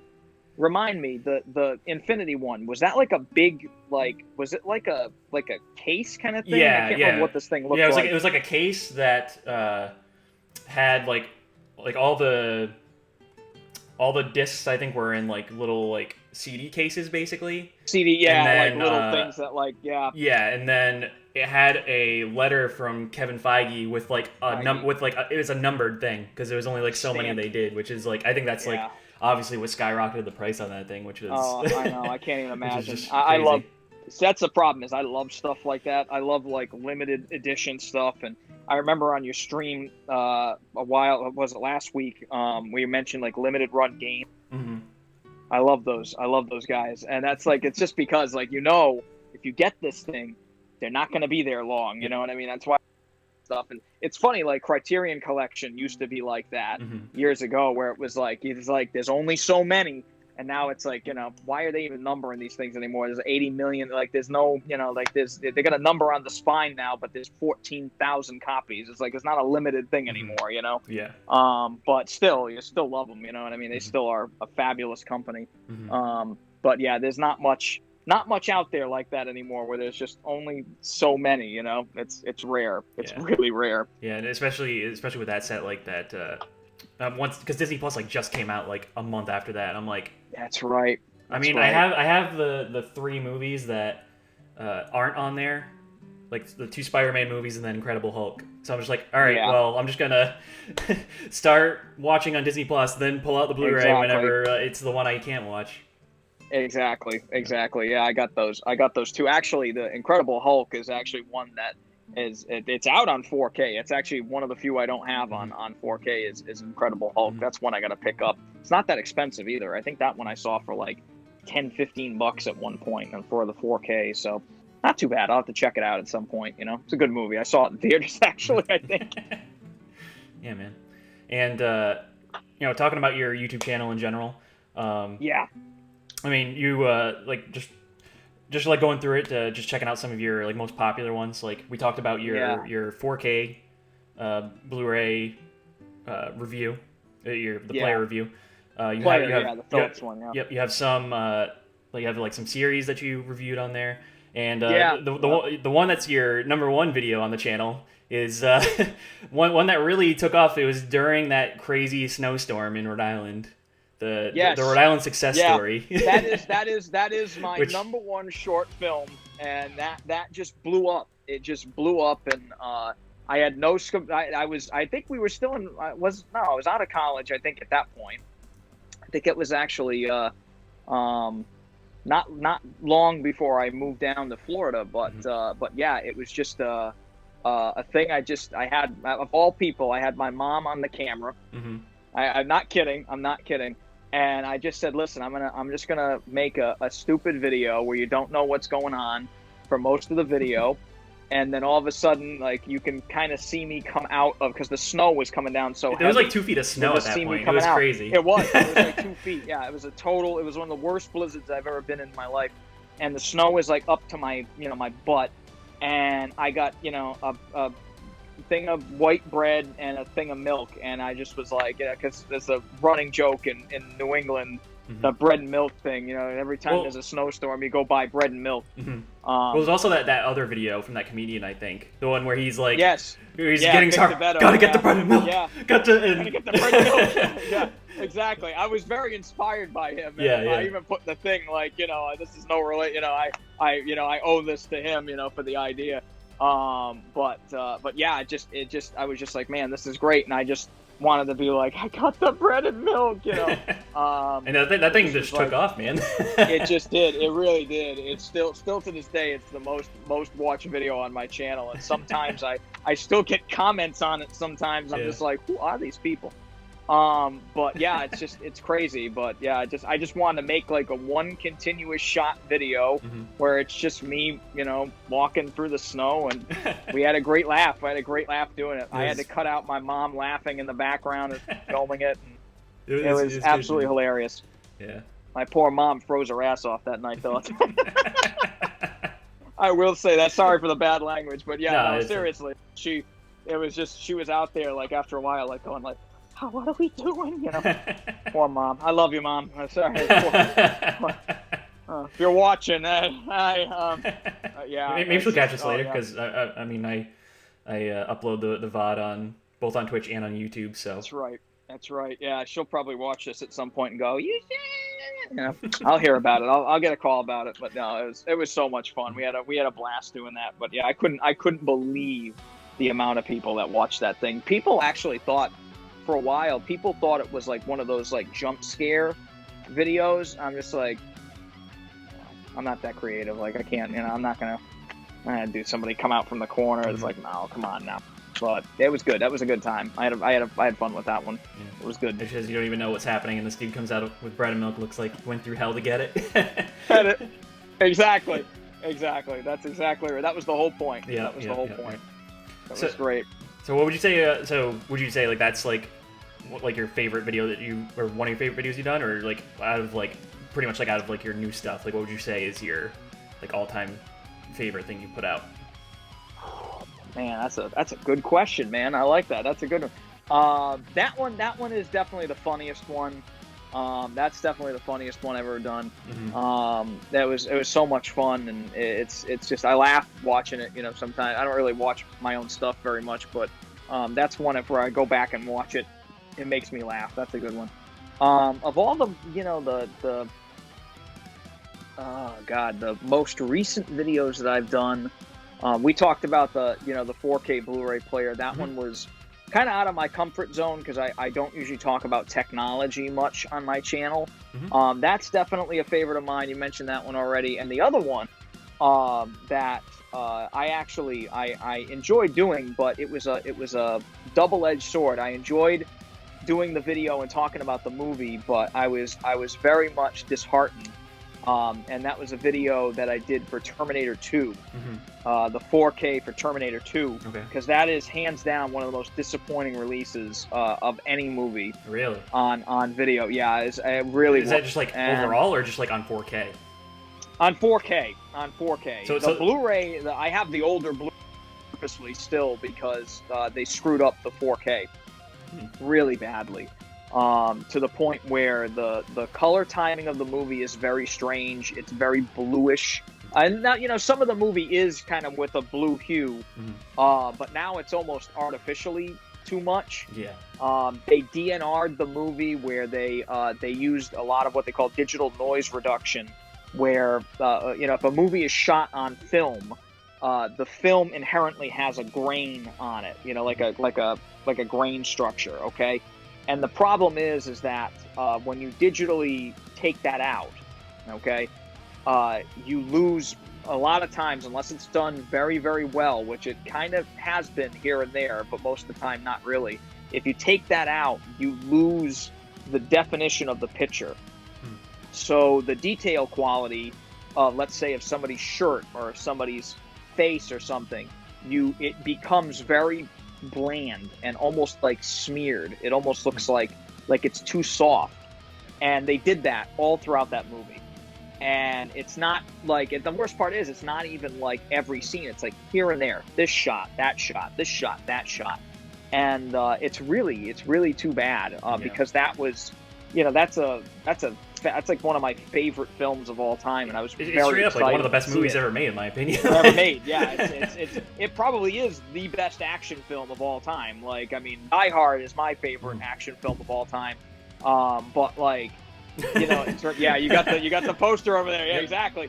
But like, in terms of like, of action movies that came out like during my lifetime, that is probably A1. That's probably number one. I love that movie. And that's why it was like so disheartening. And even to know that like James Cameron actually kind of supervised that transfer and it ended up that badly, I was like, what the hell happened? Like, what was he smoking when they did this transfer?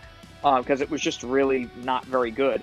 Right. And on the other half of that is the fact that, like, okay, the worst release of all time, in my opinion, is Predator, another Schwarzenegger movie, ironically enough, on Blu-ray, not the 4K, okay? There is a Blu-ray that came out many years ago that was kind of just almost like a straight from DVD to Blu-ray conversion. It wasn't very good. And then they re-released it on Blu-ray, and that Blu-ray is the worst thing ever. Oh, so I probably have a bad one then. Hold on, let me might. pull it. Yeah, it's got like a blue cover. Is it this one? Yes, that's it. This is the bad one? Yes, that's the bad one. And it's terrible looking. It's completely like, Arnold looks like a Ken doll throughout the entirety of the thing. It's really bad, and it's such a shame because that's another movie that is absolutely beautiful, but it's a very grainy picture. They shot that film in the jungles, like they weren't faking it. They weren't on a set for most of that movie. They were out there filming that stuff. So the film actually did not fare well. So physically, you're going to have a lot of grain in the film. And that Blu-ray, they really, it was not good. It's really bad. If you watch even the movie on the 4K disc now, they've gone back and remastered it, and they've reduced the grain a little bit, but not to the point where it's just completely gone and everybody looks like like a rubber action figure.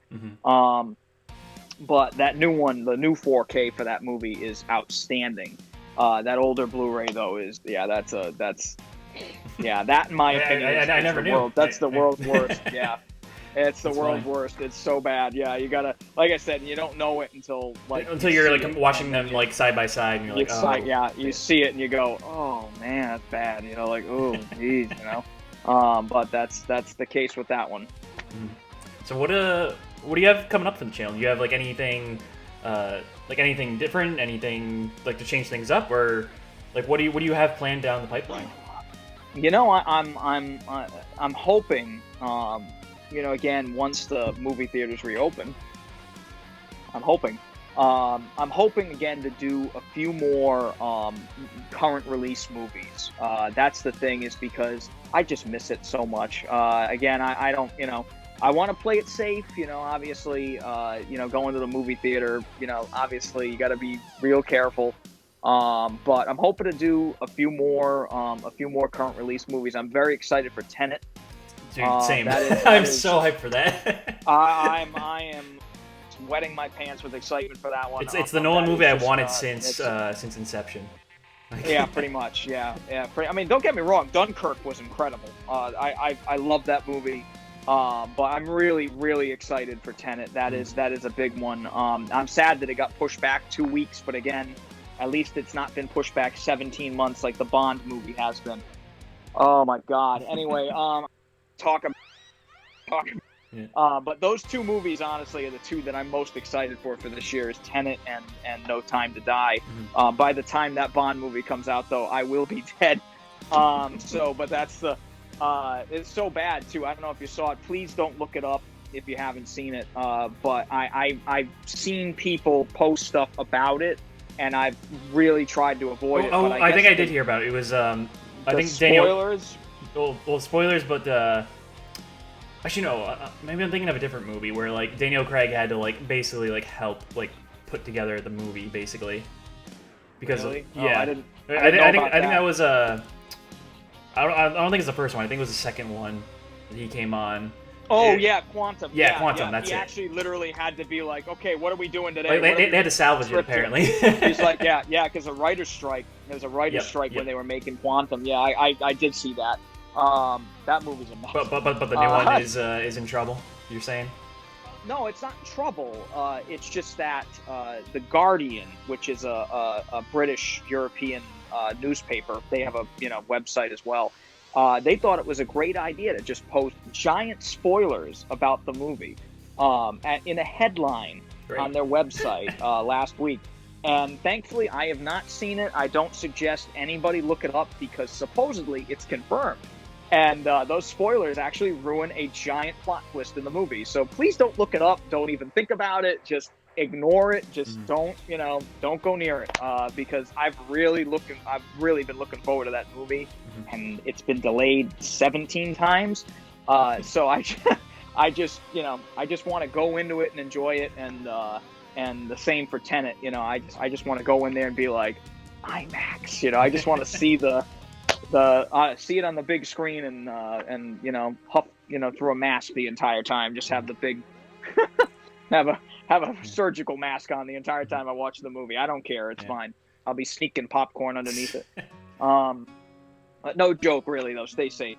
Seriously, I'm making jokes about it, but don't take any unnecessary chances, please. But I'll definitely be going to see it. Yeah, I'm a little hesitant to go back to the theater anytime soon. I mean, to transition into this conversation now because I wanted to talk to you about like the state of the film industry in general.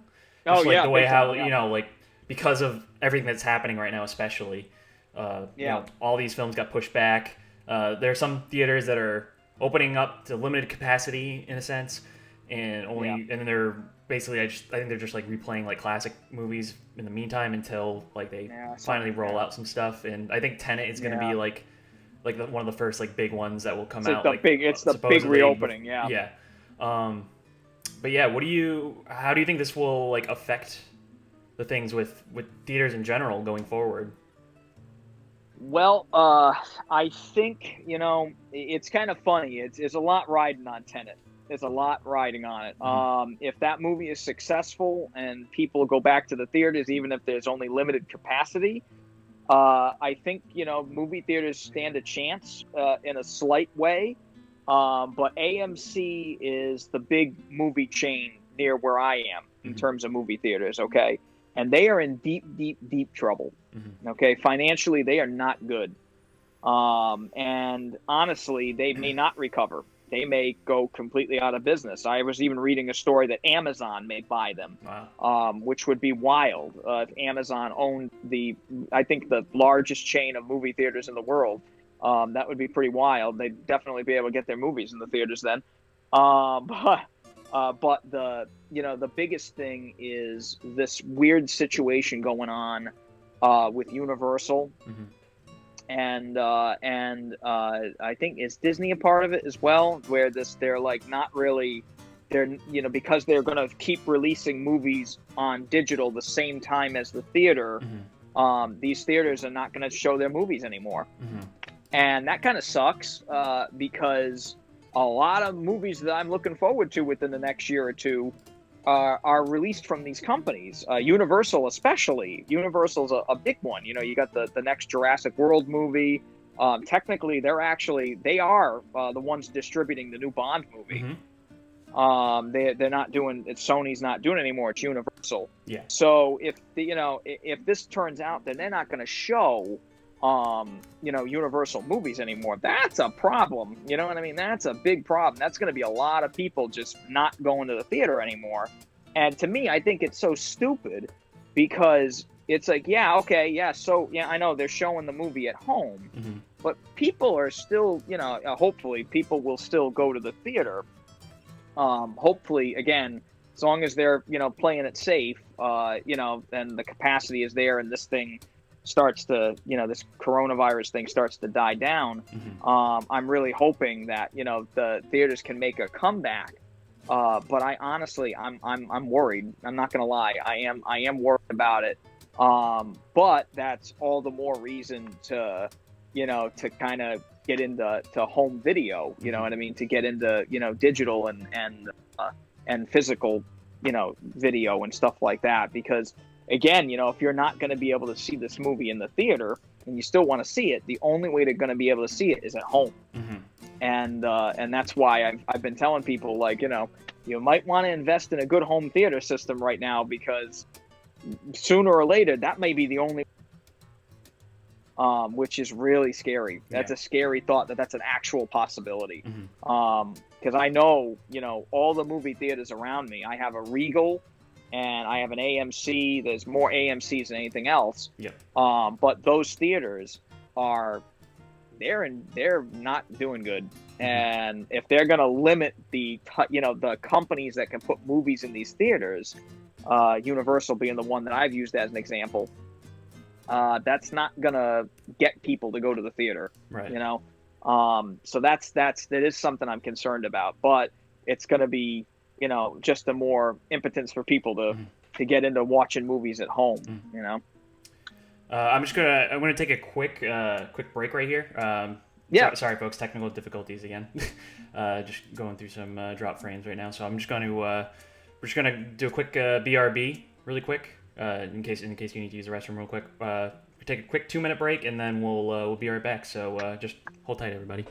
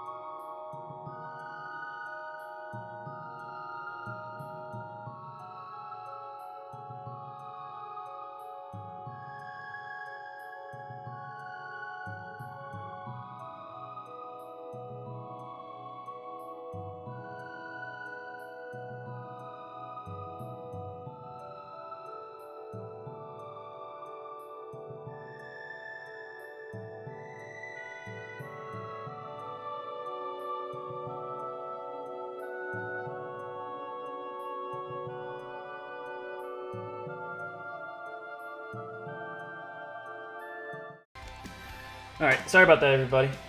Just my usual, my usual technical difficulties. But anyway, if you're just coming in, we're here with our buddy Andrew Cavanaugh. Got an awesome movie YouTube channel. Definitely check it out. And yeah, so we were just talking before we had to take a quick break. We were talking about the state of the movie industry in general. You were just saying AMC is potentially in trouble. Well, I want to ask, like, They are in trouble, yeah. So would you say that? I mean, even like post all this, because there's a lot of folks that honestly like might even prefer just like everything just be like video on demand.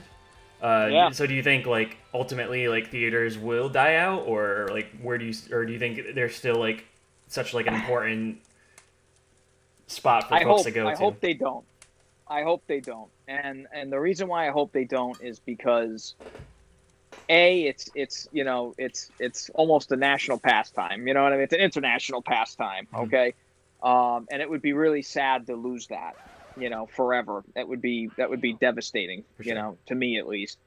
It'd be like if they came out tomorrow and they'd be like, we can't do baseball anymore. Sorry. Like it's over. You know what I mean? Like no more, we can't do it anymore, that would suck. That would be just terrible. But the other thing too is that when you lose that, right, our plays next, is going to the theater, like like a live theater to like see a show.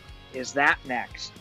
And then do you lose sporting event? You know what I mean? Like that's the thing is that I'm afraid of, is that we lose this and then people aren't going to go to that either. And then people aren't going to go to the next thing. And then overall you just lose everything. You know what I mean? And that's the thing I'm afraid of, is that it's going to kind of trickle down, I'm hoping that they can survive, because I love going to the movies. It's an escape. It's a wonderful thing. It's an art, you know what I mean? And as much as I love watching movies at home, I do.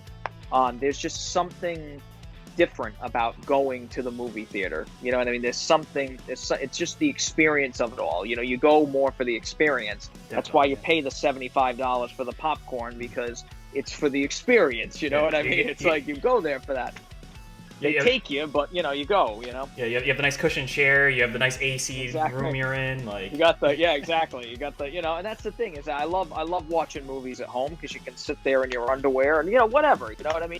Whatever you want.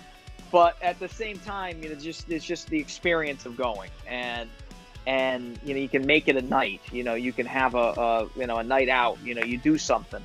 for sure. And I know right now it's scary, because you don't want to go out and do stuff. You don't want to take the chance. But I'm hoping that it'll recover in the future. But I don't want people to go out and risk their lives to go see a movie either. I'm hoping there will be safeguards in place so that doesn't happen. I mentioned like Universal Studios earlier. They're checking people's temperature. You have to wear a mask the whole time you're there. I'm sure there's going to be similar things. There's going to be a limited capacity. I'm sure they're going to do that, But again, financially, will they ever recover from being closed for that long? I don't know, And if they get bought out by Amazon and the show goes on, cool. Whatever, you know what I mean? It's fine. we got some folks saying, like Edry said, he agreed with the Edry. AMC is not doing too well. No. They barely make money on the blockbusters. I mean, I'm sure that's for a lot of theaters. Like, that's where they get the majority of the cash. Oh yeah. They get the majority of the cash from the popcorn. That's where they get the majority. Yeah, definitely. Not kidding. It's all concessions. I'm not kidding. That's really how the money is made. It's crazy, but that's true. B says he hasn't been to the theater in a while, but love going. Yeah, me too, man. Yeah. I love going. Yeah. Unpopular opinion, I don't like going to the movies. Uncomfortable chairs, expensive food, people talking and eating loudly. If you go pee, you miss stuff. I mean, that's like a give and take with that experience. Like, that's true. Like, that's why, like, I don't know, whenever there's like a big movie that you need to see day one, like, I mean, you kind of have to go. Like, especially like Infinity War and Endgame. Like, you don't want to be spoiled on Endgame. that. But, I was there day one with Endgame. Yeah, that was. Oh yeah. But yeah, like B mentioned, the $5 Tuesdays with the nice recliner chairs. That's, I mean, tough to. That's the thing. It depends on the theater. You said like uncomfortable chairs and stuff like that. I'm lucky the theater that I'm near, every theater in the place. Every whatever screening room, whatever you want to call it. Every theater in the theater. Kind of weird to say every theater in the theater, but you know what I mean. Yeah, right? yeah. Every screen in the theater. Everyone. Yeah, exactly. They're all, they've all got, comfortable. They're all reclining chairs. Everything except for some reason, the IMAX theater at my local theater, the IMAX does not have reclining chairs, and I think it's because of the fact that there's just too many seats. They wouldn't be able to fit. The amount of seats they would need. It's a massive IMAX screening room. So it's just kind of a thing where that is the only one that doesn't have reclining chairs, but all the rest are all, beautiful leather reclining chairs. But yes, I mean, my biggest pet peeve is people talking in the movie. I do a lot of talking, not in the theater. You guys have seen that tonight, obviously, but the audacity of somebody like blabbering throughout an entire film. I've run into that twice. I've been very lucky. I've only had that twice in my entire life. And the last time I dealt with it, I went to go see Deadpool 2. And there was a family of 7 that were off on the exact same row as me. And they talked the entire film, the entire movie. They just went on and had full conversations. I found out about a barbecue and somebody cheating on somebody else. It was great. It was like watching Maury. It was wonderful.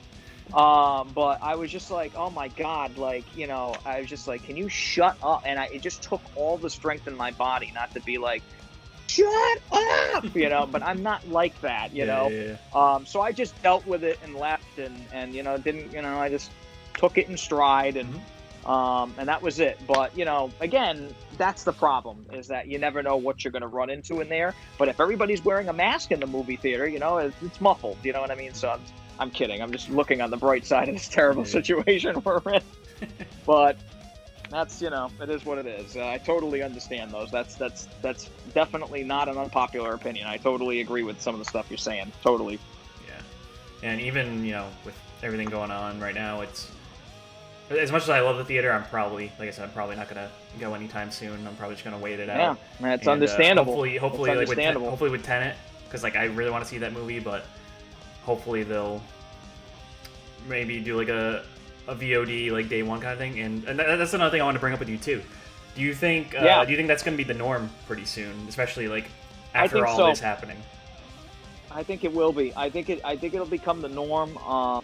I think it'll be more like you can rent the movie for $20. Yeah, I think that's exactly what they're gonna do. Yep. Because if you're buying the movie for $20 the day it comes out, you can watch it as many times as you want. I'm sure that makes money somewhere along the line. But for a big movie like Tenet, where the budget is like $260 million or something crazy like that, this movie has. If you're selling the movie and you watch it once and you pay $20 and you've seen it, and you can rewatch it as many times you want, I don't think that business that way is going to go. And I think that's mainly because it's it's digital. There's no physical thing, which is good. That's going to make the studios money because they don't have to make like a disc, so there's less manufacturing cost. Sure. But I think if they do rentals at a lower price point, I think if they do rentals at like $10 to $15, and you can watch the movie as many times you want in like 24 to 48 hours or something, like they do with, like on Amazon or iTunes or something when you rent the movie, similar type thing. I think if they do that, I think that will actually make more money, because if you're a guy like me and you want to see the movie maybe once or twice and you can't go see it in the theater, I may pay $10 each time to see it, even though I've just technically blown more money than if I was actually just going to buy it outright. But if buying it outright is not a possibility, then people might do that. It might actually make more money in the long run. But I don't know. I'd rather own the movie on a physical thing than buy it digitally. But if it's something I really wanted to see, I'd do it. Bear raise a funny point. Also, like, why are movie dates so popular for first dates? You can't talk. Can't talk. Exactly. I've never been on a movie date, first date. I've never. I mean, that's why you have dinner before, right? Exactly. So you do all the talking then, and then you're like, all right, well, we're gonna. And then you get it out of the way. You're gonna get a little cozy watching the movie, Exactly. Yeah. Yep. No, it's I've never been on a movie first date. Never. I've never done that. As crazy as that may sound, it's never been like that. But yeah, you're right. Yeah, you can't talk, so it's kind of pointless. Yeah. No, you're right. And what are some? I mean, we talked about Tenet. What are some other upcoming movies you're looking forward to, man? Because I have a couple on my list outside of that one. Wonder Woman 84, because I really love the first one, and it's not in theaters, but the Snyder cut of Justice League, I'm pretty curious about. Yeah. So totally. So what do you have that you're looking forward to? Well, I mean, the big one that I mentioned before is like Bond. That was another one. Hey, I'm so sorry. No worries. Yes. Oh, what? Oh.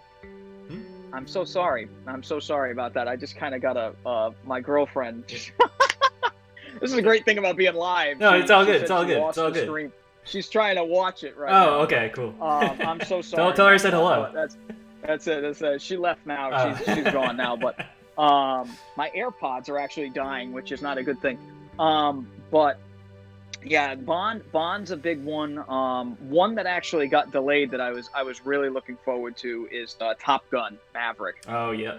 Ironically enough, I don't know why. Again, like, I'm not a huge Top Gun fan. I reviewed the 4K recently on my channel. It's a movie I enjoy, but just the fact that this has been so long since the original, that's one that I'm looking forward to.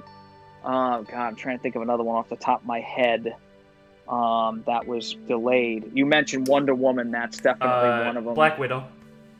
Black Widow is another one. Yep, that's another one. I mean, that whole MCU slate got pushed back. So yeah, basically everything's been pushed back. Ironically enough, the most eagerly awaited Marvel thing that I'm looking forward to is Falcon and Winter Soldier on Disney Plus. And Winter Soldier. Yeah. That's actually the number one thing I'm most excited for. Thankfully, I just really want to see where they go with this. Yeah, thankfully it wasn't affected. Like, they finished filming all that pretty much. That's great. WandaVision.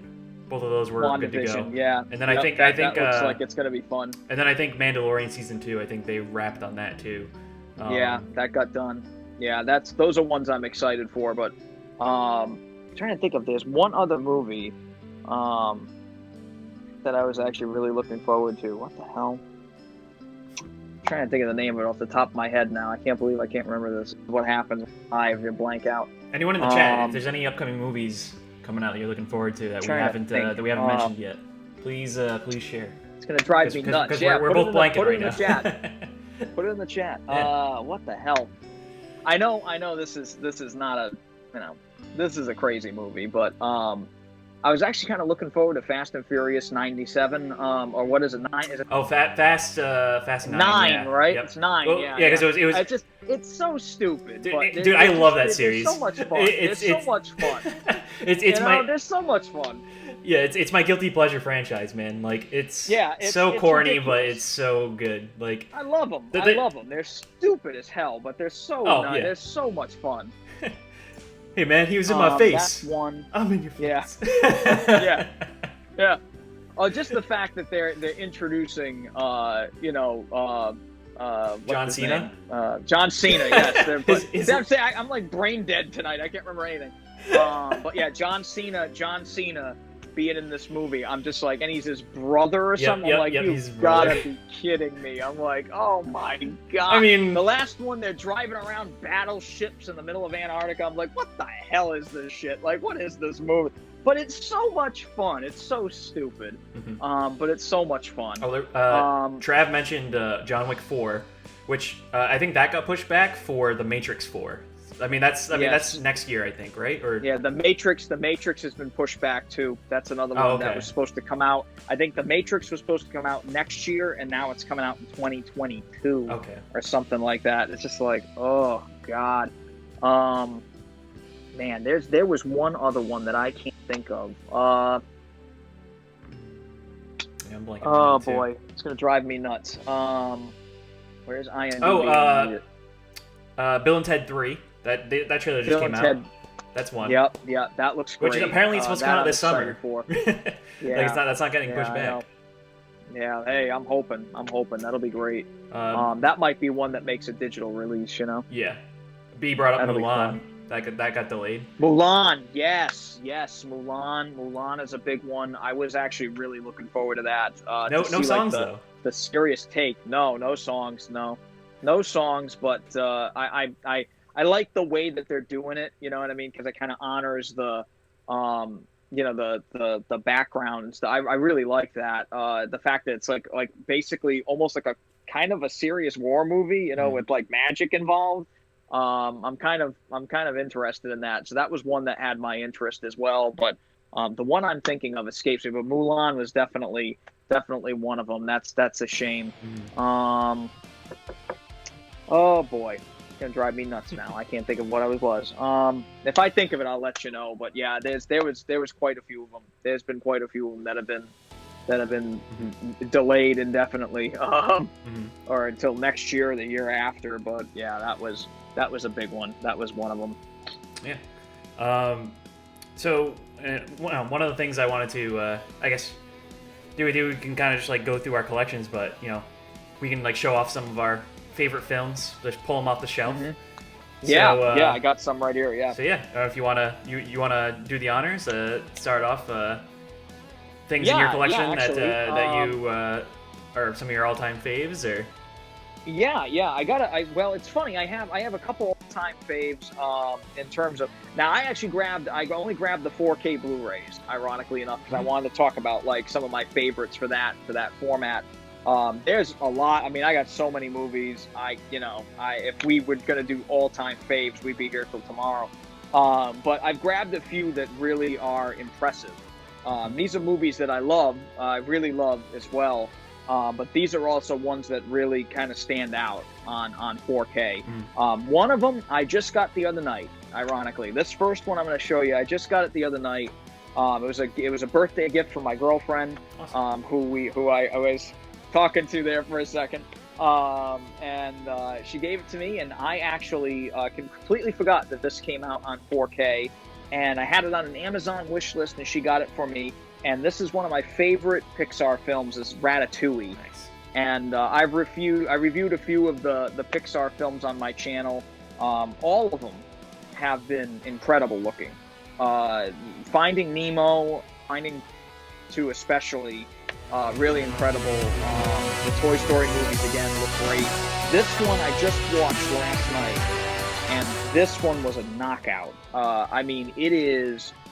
The detail level in this, especially on Remy, again, this picture doesn't do him justice, but Remy in the film, all the rats, the little hairs and everything, food. The food looks so good in 4K. I was so hungry watching this movie. But it's a fabulous 4K disc, and I was so glad to get this as a present. This was fantastic, an absolutely wonderful present. It's a great movie. It's probably my second favorite Pixar movie, honestly. Yeah.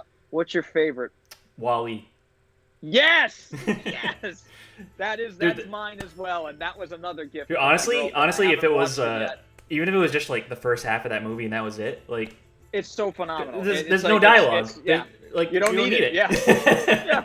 I know, it's amazing. It's amazing. That is my favorite. That is my favorite Pixar movie as well. And that is also one of the other gifts I got from my girlfriend the other night was WALL-E, but I couldn't bring it on here because I haven't watched it yet. So I wanted to bring movies that I've watched on 4K.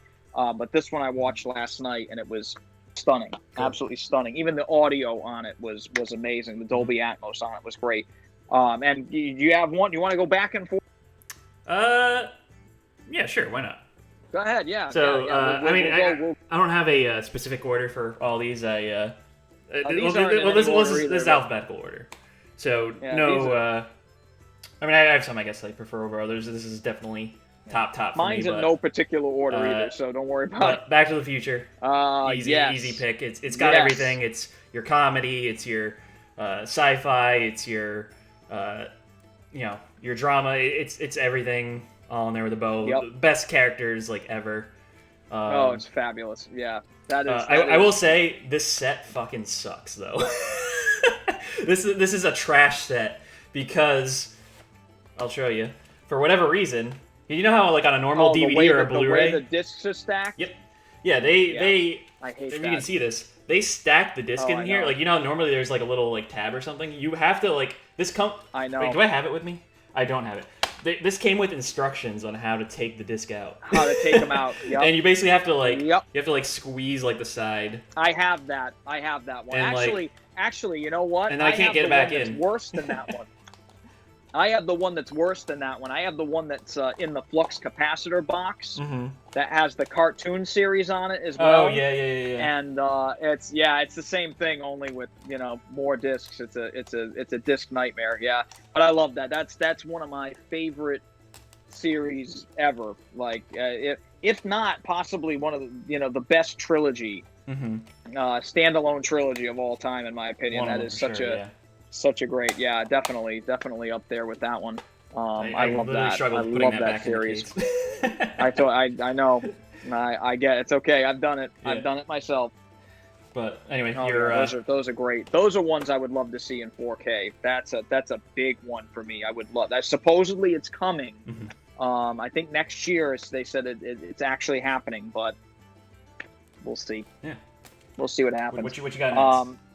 So the next one I got here is actually one that I kind of grabbed because it's a more some of these movies I have here are older. Actually, 3 out of 5 are older.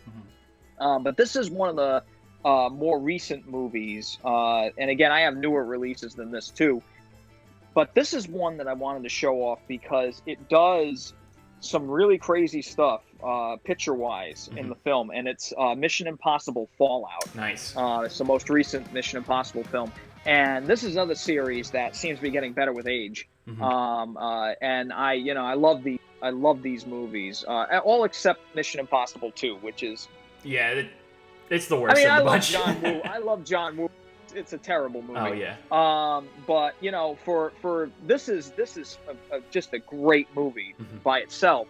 But the 4K, and this is something I wish every movie that is shot in IMAX they would do. I don't know why they don't do it. But when you watch this movie on 4K, the aspect ratio changes.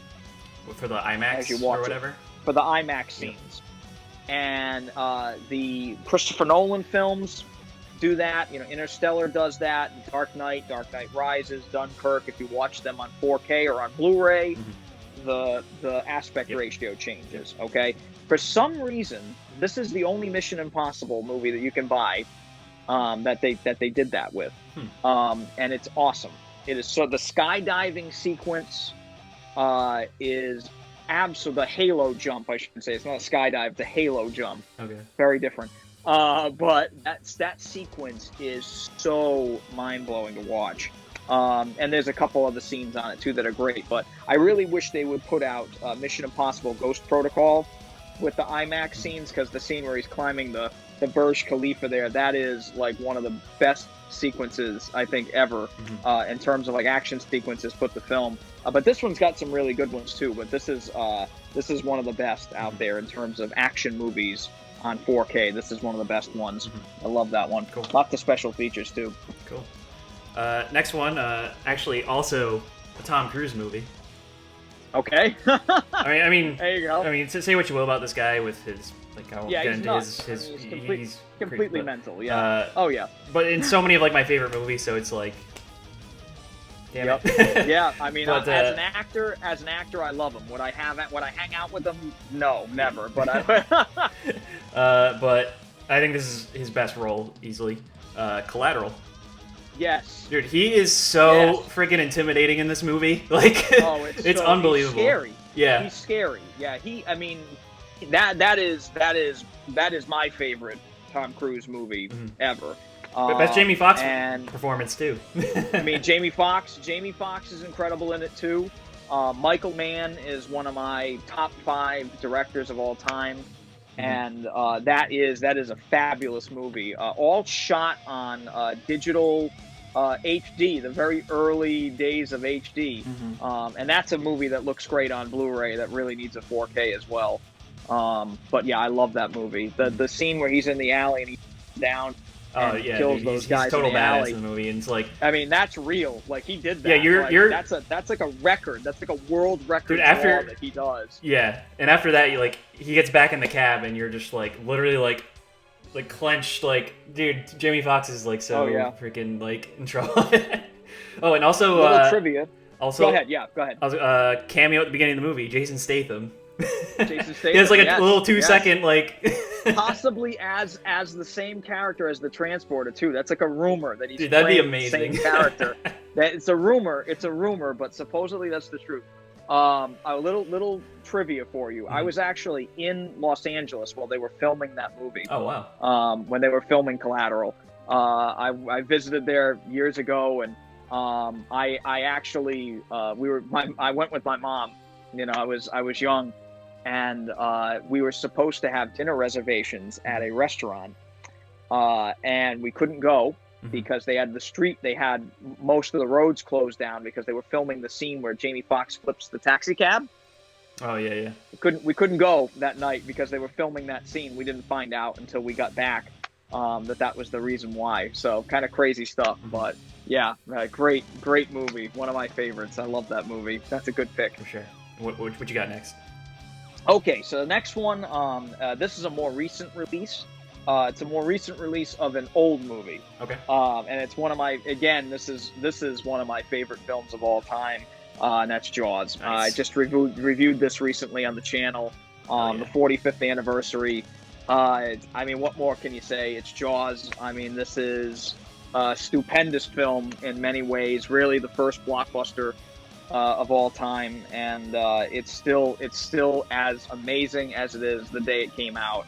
I love this movie, especially being from New England. It really reminds me, days going to Martha's Vineyard and stuff like that. And this set is fantastic. The new 4K transfer is literally perfect. The audio, the new Dolby Atmos audio on this is yet again just spot on, perfect. John Williams' score is just mind-blowing, and it's got like a little booklet and stuff, and it's got a lot of nice stuff in here. This is a really good set, and for $20 it's to get one of the greatest movies of all time. It's the best way to see it. But that's a big favorite of mine. That's very recent. Cool. All right, so next one, it's my gotta watch it every Christmas Eve movie. Of course. Oh, I know what this is. Yeah. Yep. Oh, yeah. No, I would, if I had to like rank my all-time favorite movies, this would probably be number 1. But freaking Die Hard. I mean, the poster's right on the wall behind me. Oh yeah. Oh yeah. That's great. It's just too perfect of a movie, man. Like It is. It's him, the like best action movie. Yeah, Bruce Willis in his prime. I mean, this was the movie that really like catapulted his career. Oh yeah. Yeah. I mean, Alan Rickman, fantastic. Oh yeah, Rickman's amazing. Yeah, Reginald Vell Johnson's just incredible. He's great in it. Yeah. Everybody in it's perfect. It's like a perfect movie. Yeah. So many like memorable quotes, and like it's just awesome. And yeah, it is. Everything about it is just pitch perfect. That's yet again one of these movies that, like, again, I can watch it. I've seen it ad nauseum, and I never get sick of watching that movie. Now, here's a question for you. I want to ask you, right? Of the sequels, what is your favorite? What is your least favorite of the Die Hard movies? Because this is a controversial topic. I wanted to ask you. So, I mean, I haven't seen Die Hard 5 yet. I basically I refuse to watch that movie. Don't. I pretend it doesn't exist. I was so close to walking out. I mean, don't. Yeah, this set that I have, it's the 25th anniversary edition. It's 1 through 4. So luckily I avoided 5. But if I had to rank, probably 3. Die Hard with a Vengeance. I think that's my favorite. Because that's a great one. Him with Samuel L. Jackson and Jeremy Irons as a villain. Fantastic. Irons, yeah. Oh yeah. Simon Says, you know. Yeah, and that's the thing is that, you know, that's you know, I'm with you on that one. You know what I mean? Because it's like, you know, you got the same director back, you got John McTiernan back. Yet again, one of the best action directors of all time. I wonder where he's at now. I know he was doing prison time for quite a while, which is kind of scary. Yeah. But again, you know, fabulous director. And to have him back, it was like, okay, we got the magic back. But I don't mind Die Hard 2. Die Hard 2 is decent. really don't. Yeah. I don't mind it. That one there really gets me in Christmas mood. It's just the snow, you know, in the airport. It's just I get a kick out of that movie, but it's not one I revisit as much as 3 and 1, you know. Good Day to Die Hard is just such a terrible film. It's such garbage. If you haven't seen it, I'm not even gonna bother. Just forget it ever happened. Live Free or Die Hard's not bad. Yeah, that I thought it was decent. It was okay. You know what I mean? It's okay. It's a little too wild at times compared to the other ones. But definitely. Whatever. He's driving through Central Park in the third one, so I mean, yeah, it is what it is. Yeah, you know? Those are great. Those are great though. That's awesome. What you got? What the hell do I have next year? Okay. Second. I'm gonna actually switch them off here. This is another one. Again, another older film. Actually, it's kind of funny. My last 3 movies I'm showing here are all older films. But I think it stands to show that even, you know, the really great thing about 4K is the fact that these older movies are just brought to life again. You know, sometimes better than they've ever looked. And this is one that is my personal favorite. Of all the movies that I own, and this is Apocalypse Now. Nice. And this is the final cut. This is the newest release of this, and it's 4K. This is actually a 6-disc set. Oh damn. Which is crazy. So you've got this is quite the setup. Now they actually did this set right, where you can click the discs in and out. That's nice. But it has actually, what is it, 3 or 4 versions of the movie? Yeah, it has 3 versions of the movie. 3 on 4K, 3 on Blu-ray, and then 2 additional special features Blu-ray discs, which is incredible. And this set, I think it's about $25 or something for a set this intense. And this is actually probably the most in-depth reviewing I've ever done on my channel. Actually, now that you mention it, you mentioned like what's one of my favorite reviews. This is probably the one that I'm most proud of because I sat through this damn movie 3 times. Okay, and this is a long movie. This is not a short film. Even the original theatrical version is a long movie. But I love this movie, and it's one of the best movies about Vietnam. I think it's one of the best movies ever made, honestly. Martin Sheen is incredible in this. Robert Duvall, you know, obviously Marlon Brando, just incredible in this movie. But this movie is amazing because, you know, really Francis Ford Coppola was able to go back and really do some heavy-duty work on this movie in terms of audio. This is really the first movie to ever have a surround soundtrack when it originally came out. And now to see this movie with Dolby Atmos and with the HDR, the Dolby Vision HDR, This movie is stunning to look at, even though the images are not always very nice to look at. The darkness, the dark black levels of this one are just, they are incredible. And it's one of the best movies that I own on 4K. It's my personal favorite. I have one other one, though, that's really good, but I'll save it for the end. But that's a big favorite of mine, but not a movie I go back and rewatch very often. But it's great. It's a great movie. For sure. Next one I got, I'm sure a lot of you won't be surprised by this one. I often say it's my second favorite Disney movie, even though I probably watch it more than any other one. And if y'all are subscribed to the channel, you have all the emotes for it, but Emperor's New Groove. Oh, yes. It's the funniest thing Disney's ever put out. It's such a good movie.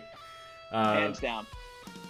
You know, Patrick Warburton, he fucking kills me in this movie. He's so good. Of course, John Goodman, and say what you want about David Spade, but you know, the interplay between both of them is really funny, and of course, I love that movie.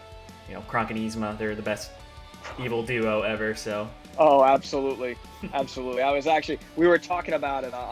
If I can mention it, we were talking about that before the show, and I mentioned that I love the emotes that you got on your channel. I love them because I rewatched that movie for the first time very recently. I had gone a long time without seeing it, and I fell in love with this movie, and I've rewatched it a couple times now. I actually don't have that movie on Blu-ray, as crazy as that is. So I've rewatched it on Disney Plus a few times, and I have to say, not only does it crack me up every time I watch it, but I just watched Kronk's New Groove, the sequel, the second one is on this the day before yesterday. It's in the set there, which is awesome. But I just watched it the day before yesterday for the first time. I actually really liked it. And it's the only, supposedly, I don't know, I guess this is true, it's the only direct-to-video Disney sequel where they got the entire cast of the original film to come back, which is probably why it's so good, which is probably why it's so enjoyable. But the one thing I want to mention to you, and if anybody watching this has seen this, then good for you. But the one thing I'll tell you is that movie, I didn't know it until I read into it, but The Emperor's New Groove had a absolutely horrendous production. It had like the most craziest time. The movie went through I don't know how many rewrites. The movie was almost completely finished, like animated, and they scrapped the whole movie and had to start over. And there is a documentary about it that has been banned by Disney, and it's on YouTube if you look it up. Okay, it's called The Sweat Box, all one word, Sweat Box. Okay. And it's a making of The Emperor's New Groove. It is so fascinating. And Sting is actually Sting's wife is actually the one who did the documentary. Wow. And he has a great song in that movie, that My Funny Friend and Me, which is my favorite, most underrated Disney song in any film. I love that song. And got nominated for an Oscar, actually, I think. But yeah, definitely watch The Sweat Box if you're a fan of that film, because The Emperor's New Groove started off on a very, very different way than it actually ended up. It's a very fascinating thing. Yeah, it is fascinating. It's cool. All right, what you got next? Okay, so my fifth one, and this is I only got 5, so I did 5.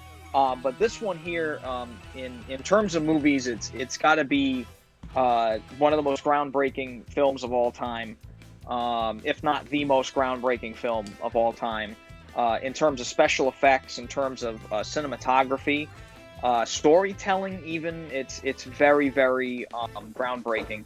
And as a 4K disc, it's even more so. And this is a fabulous movie, and it's Stanley Kubrick's 2001: A Space Odyssey. Nice. And this is just this is yet again another kind of like perfect film in my mind. It's just stunning to see. The 4K in this, the detail levels are just nuts. I mean, this movie is, it's over 50 years old. and it looks like it could have been made yesterday. It's amazing, absolutely amazing. The Dolby Vision HDR in this is scary. How good it is, and the audio actually, even though it's just a 5.1 track, the audio is actually really great, because they were actually able to take the original theatrical audio from 1968 and simply like reformat it to 5.1, so you actually get like the exact same audio you would have seen in theaters in 68, and you actually get that in your home. That's kind of made for your surround sound system. And there's also a new remixed 5.1 as well, with different effects and stuff. But great, again, legendary film made even better on 4K. Highly recommend everybody pick this up. If you have a 4K player, this is a must. Absolutely. Yeah, I had a few others that I picked, but I'll just go ahead. I won't go through. I want to see them. I'll just do a couple more. Okay, yeah, no, I want to see them, man. I'm excited now. So this is easily my favorite comedy of all time, which I watched it as a kid. Didn't really get it. Now I live this movie. Office Space. Office Space, yeah. I was going to say, yes. Literally everything in this movie is so true. It's so accurate, even today. It is. Yep. Yeah. I love incredibly quotable. Just so much in this movie that I appreciate so much as an adult now, and it's crazy. It speaks volumes now, man. Yeah, it's crazy. Yeah, that's another one of those ones where I saw it when I was a kid, and I was like, why are they beating up the copy machine with a baseball bat? And then you actually have to use a copy machine, and it's like, okay, I got it. Yeah, all right, yeah. Okay. Yep, all right, yep, kill it, everybody's dreamt of that moment, you know, it's so true. It's very good. Yeah. And I'll leave it at I'll leave off with this last one. This is actually, if not for Die Hard, this would probably be my number one overall. This is still sealed. I haven't cracked this open yet. I haven't watched it yet because I have like the regular Blu-ray. Well, I had the DVD. I had like a pretty cool like rare like DVD box set for it. I had like a kind of rare Blu-ray set for it. And Criterion just put out a double feature for this, and that is Jackie Chan's Police Story. Fantastic! Like these movies. Yes. If you haven't watched these. This is Jackie Chan, like in his purest state. Like he's hilarious in these. Just his most insane stunts he's ever done in like any movie, really. Like especially like the end of the first one. Where he like seriously like dude, how'd you not like die from that? Like die exactly. Yeah. Like he's absolutely an absolute madman, and I love. In both of these movies. The third one was good too, Super Cop. I don't know, you may have seen that one. That's technically Police Story 3, and then that's Tech Gap. And then what is it? First Strike is Police Story 4 technically, even though it's like Jackie Chan's First Strike or something. Yeah, but it's like so disconnected that it like I don't even count that. It's weird. Rumble in the Bronx is another. Yep, that's another great one. But those two are fabulous, and it's actually kind of fun. Remind me, because it's been a while since I've seen those. The second one, is that the one where he's standing in front of the truck with the gun, and like the truck's coming at him full speed, and he stops the truck like kind of like right near? Is that one there? That's the first one. That's the first one. And fun fact with that stunt, the guys that spoiler if you haven't seen the movie. Seen the movie, yeah.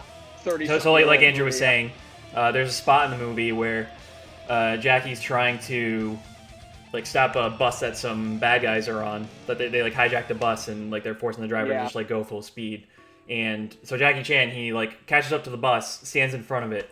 He's holding the gun up to like stop the driver, and he's not. And then like at the last second, he shoots in the air. And so then it scares the bus driver, and he slams the brakes. A few of the henchmen, they were on the because it's a double-decker bus. Double-decker, yeah, that's right. Yeah.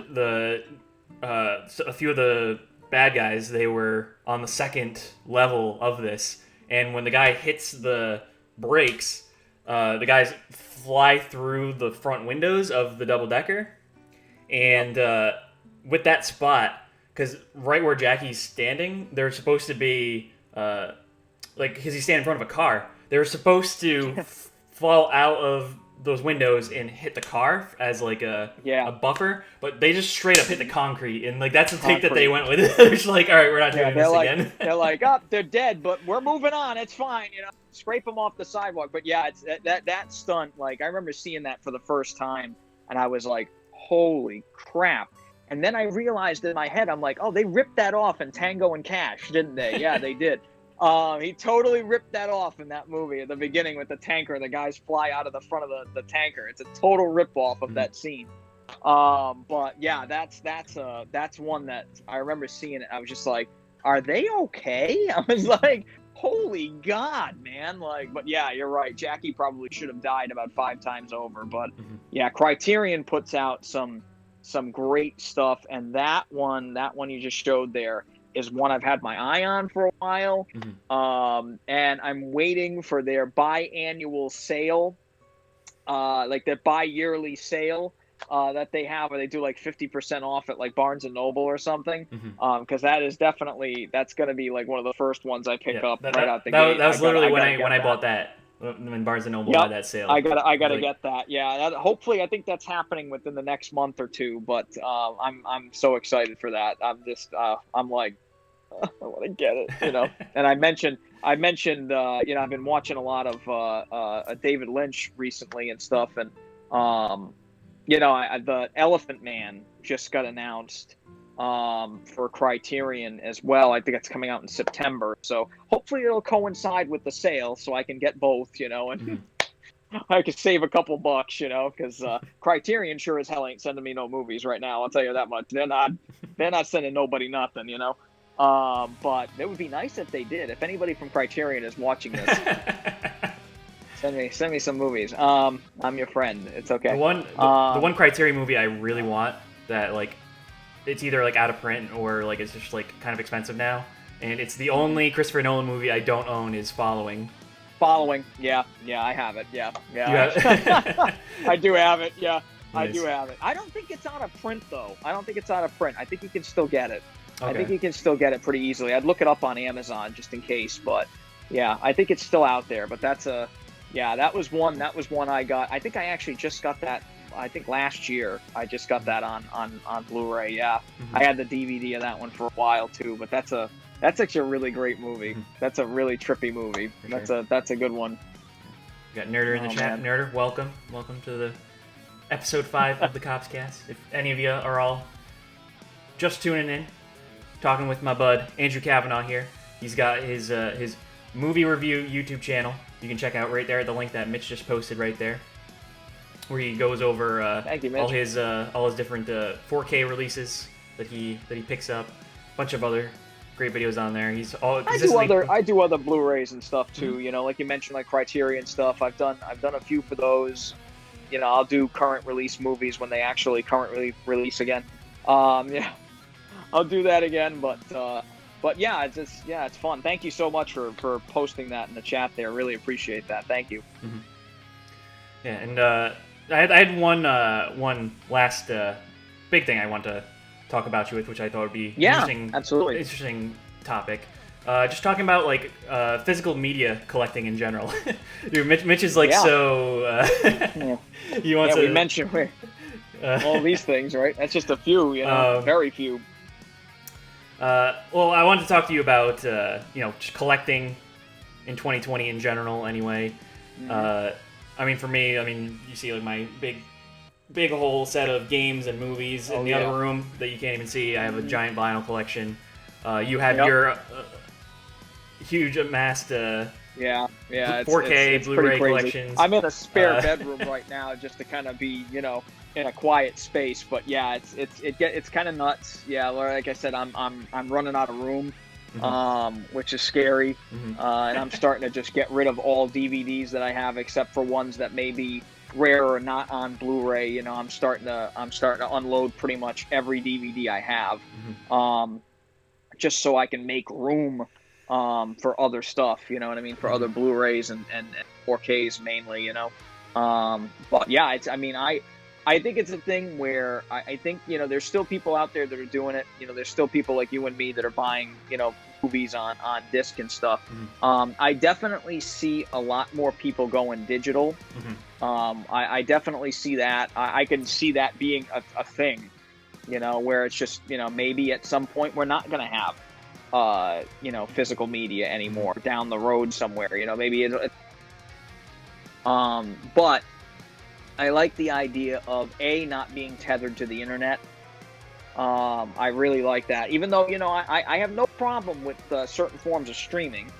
I don't, you know, like I said, I mentioned earlier, I use Disney Plus, and, you know, I have Netflix and Amazon Prime, you name it, you know, and, you know, those are great services, you know, but the fact that, you know, that movie could be gone next month, you know, I really want to see this movie. It's not there anymore. I'm sorry, you know, it's gone. Or, you know, like if I have like a movie that I bought on iTunes and, you know, I want to watch it, and if it's not downloaded on my phone or whatever, and I don't watch any movies on my phone, I'm going to be honest, I don't watch my phone except for maybe like YouTube videos and stuff. But like, you know, I don't like the fact that I have to be connected to the internet. And if the internet's down for whatever reason or something happens, you know, I'm out. You know what I mean? I got no, you know, I got no nothing. You know, there's nothing there. So I like the idea of being like, you know, this is mine.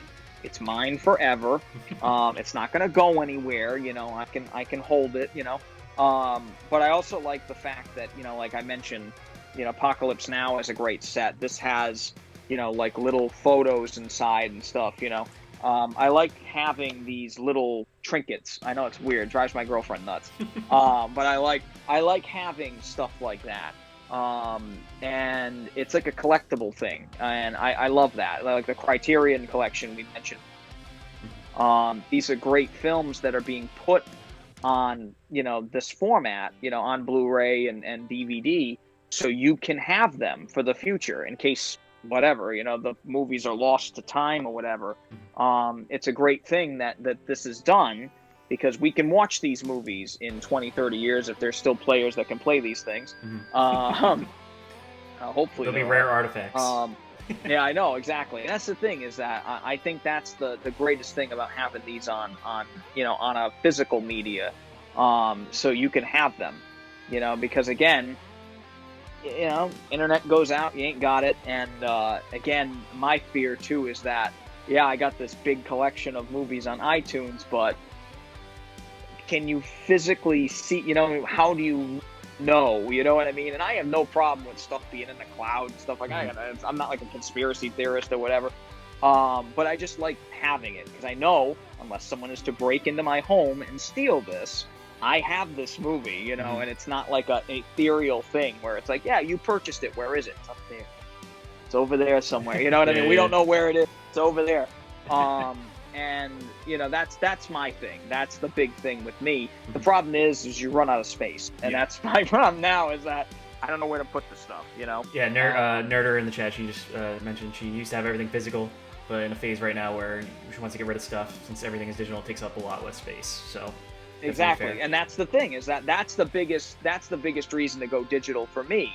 The other reason why I'm big into having the physical disc, and this is a funny thing, but it's true, and it's that the picture quality you get on this is not the same you get on digital, and if your internet connection varies.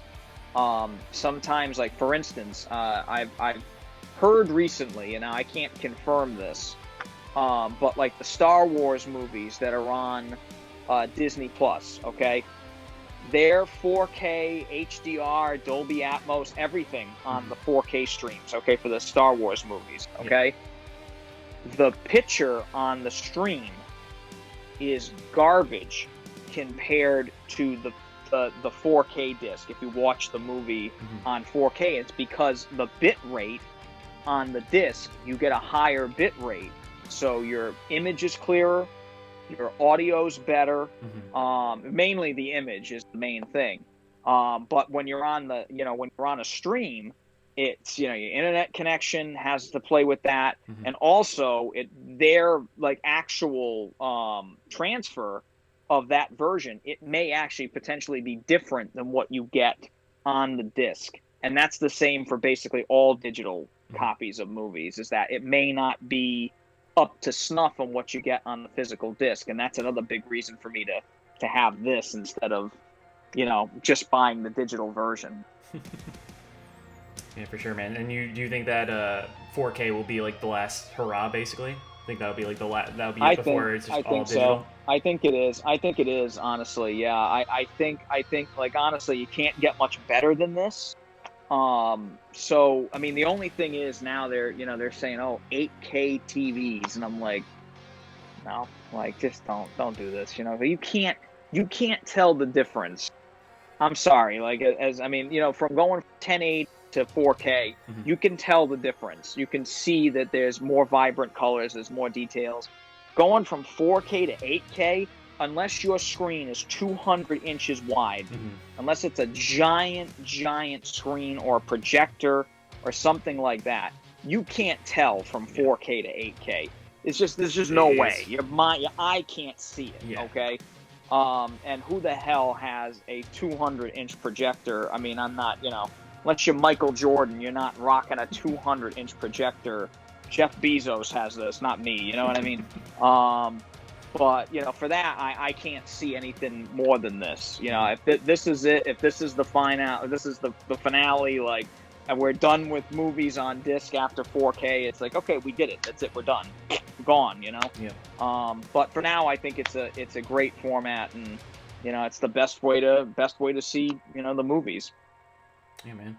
And like I said, it's cool seeing all your videos, like when you're doing your comparison for all those. And yeah, we'll just gonna be a wait and see if this will be it for what we get at retail. Yeah, you never know. You never know. Like I said, we may get something after this, but I just can't see how much of an improvement it'll be from what we got now. You know what I mean? It's kind of like we've peaked. Like, but there's always something else. You never know. You never know. Nerd says, I have to say though, it is painful to let go of a lot of those box sets that I've collected over the years. But shit's gotta go. Yeah. Yeah. I get it. Trust me, I totally get it. I've let go of a few in the past as well that I was like, oh, I don't want to sell this. We mentioned earlier, there's some music DVDs and stuff, and I have as I mentioned the David Bowie one, but like I have an older DVD. It's actually kind of funny. It's actually Michael Jackson. It's the Dangerous DVD, and I had the VHS many years ago, but it's basically like all the videos, short films or whatever from that album, and it is so rare. It is so rare now. It's like kind of highly sought after. Wow. But like that's something where I'm like, why isn't this guy's videos on Blu-ray? You know what I mean? These are like really like groundbreaking music videos. Nothing on Blu-ray. Not a thing. It's all just old DVDs that people have to hunt down, watch on YouTube, watch the videos on YouTube and kind of not so great quality, So that's a thing where it's like we're still not there yet. You know what I mean? Like 4K is a great thing, but there's still a lot of other stuff that could really benefit from just being in high definition. But yeah, it's tough to let go. It's tough to let go of some stuff sometimes, but I get it. I totally get it. So, I mean, this was gonna be like my last thing, I guess, with physical media in general.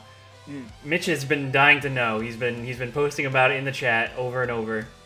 But because I guess I would ask like what some of your favorite dead formats are, physical formats. And formats? Yeah, and he specifically wanted to know if you collected HD DVDs at one point. No, I never did. I never bought one of them.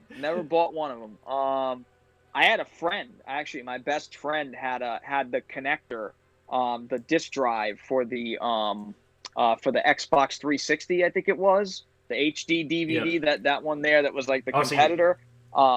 He had it. I never had it. You didn't My buy buddy into had it. I didn't buy into it. I was still on DVDs at that point. I wasn't even interested in Blu-ray. Mhm. And then I slowly got into it. But yeah, my friend had it, and I think he had Miami Vice. I think it was the Mhm. movie, the not so great movie with Colin Farrell. Yeah. But yeah, I mean, again, it's Michael Mann. It looks beautiful, but that's not really one of my favorites from him. But I think he had that on HD DVD, and I was like, wow, this actually looks pretty good. Mhm. And then I got it on Blu-ray years later. This looks better. Yeah. But yeah, no, dead formats. My favorite dead format. Well, I grew up with VHS. Mhm. So that's hands Classic. down Yep. my favorite dead format. But I did have an uncle that had a Laserdisc player, That's awesome. and that, yeah, every time I'd go over his house, like big records, I mean, they were like and he would DVD quality or he would have better, some- right?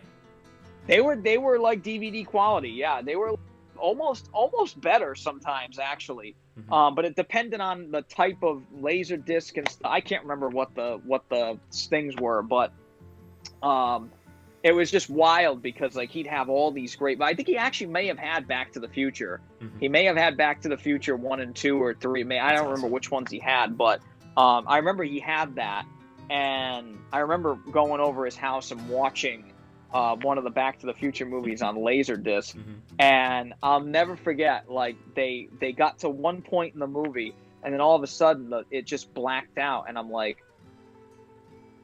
"What the hell happened?" And he's like, "Oh, we gotta flip the disc," Yeah. and I'm like, "You gotta what?" And he's like, "Yeah, the other half of the movie, the other side," and I'm like, "That sucks. Like, I don't want to see this shit. Like, why you have to flip the thing?"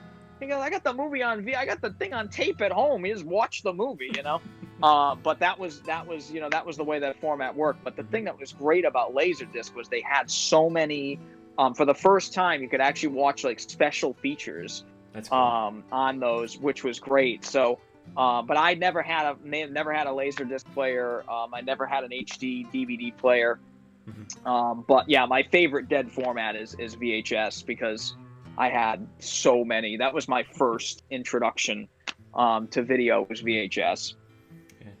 Jordan in the chat, he goes, our team's name at work is Betamax because we work on video and wanted to name ourselves after a dead format.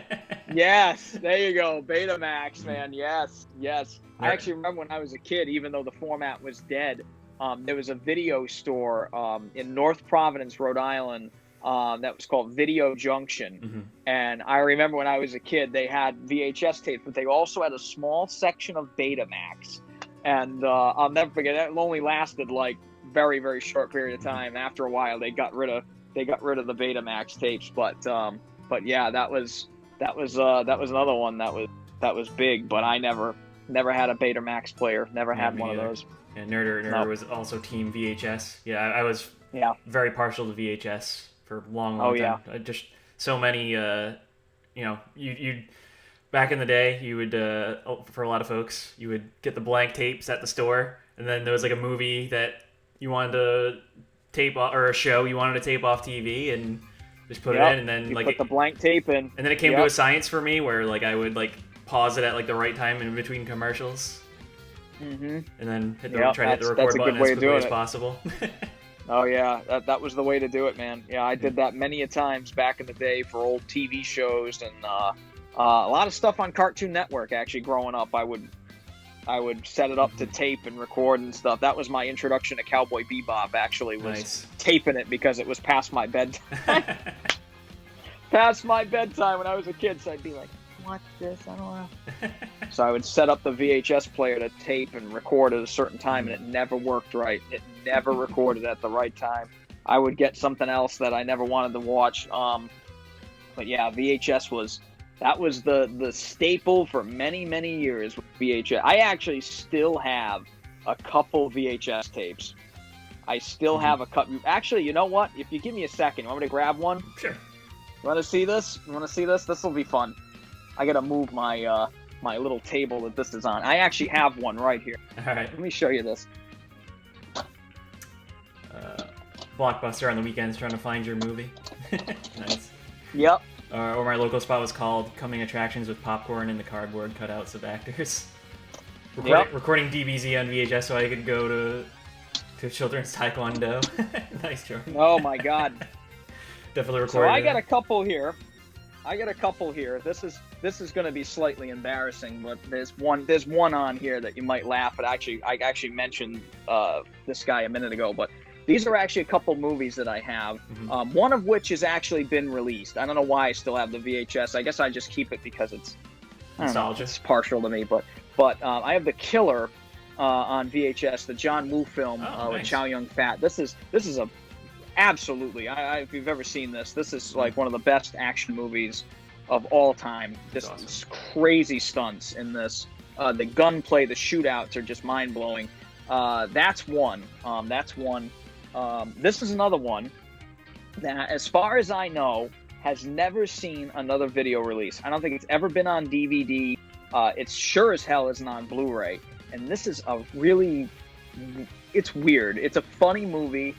It's like part action, part comedy, part like mystery. It's very weird. It's a movie with Gene Wilder and his wife, Gilda Radner, who were married for many, many years. It's a movie called Hanky Panky. And this is it has nothing to do with Hanky Panky. There's no Hanky Panky in the whole movie. It's a stupid title. Yeah. But it's like a murder mystery movie. And this is actually directed by Sidney Poitier, if you can imagine. But like a crazy movie, absolutely nuts. But you can't get it on anything else, as far as I know. So I still have the VHS tape. So crazy stuff. But that's, those are a few that I have that are, kind of rare. The Killer, not so much. And then I have this documentary. Now this is really wild. This is going to show you how old this is. Okay, Michael's still black on this one. So this is Michael Jackson. This is Michael Jackson. The Legend Continues, and this is a 53-minute documentary from I think the mid '80s. That is like the life story of Michael Jackson. Now you got to remember, growing up, Michael Jackson was like the end all be all popular music. 80s? This is the late '80s, I think this was released, and yet again is not available on anything. This has never ever seen the light of day again since this VHS.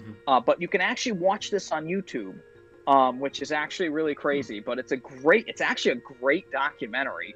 And it's narrated by James Earl Jones, that's cool. Which is nuts, but it's awesome. Dude, I'd love to check that out. It's actually really good. It talks about the childhood years all the way through like Thriller, and it kind of ends around like the year or so after Thriller came out. So it's really it's pretty great. It's pretty great stuff. It's a great documentary. Mitch says his sister has the movie. That's pretty cool. Really? Yeah.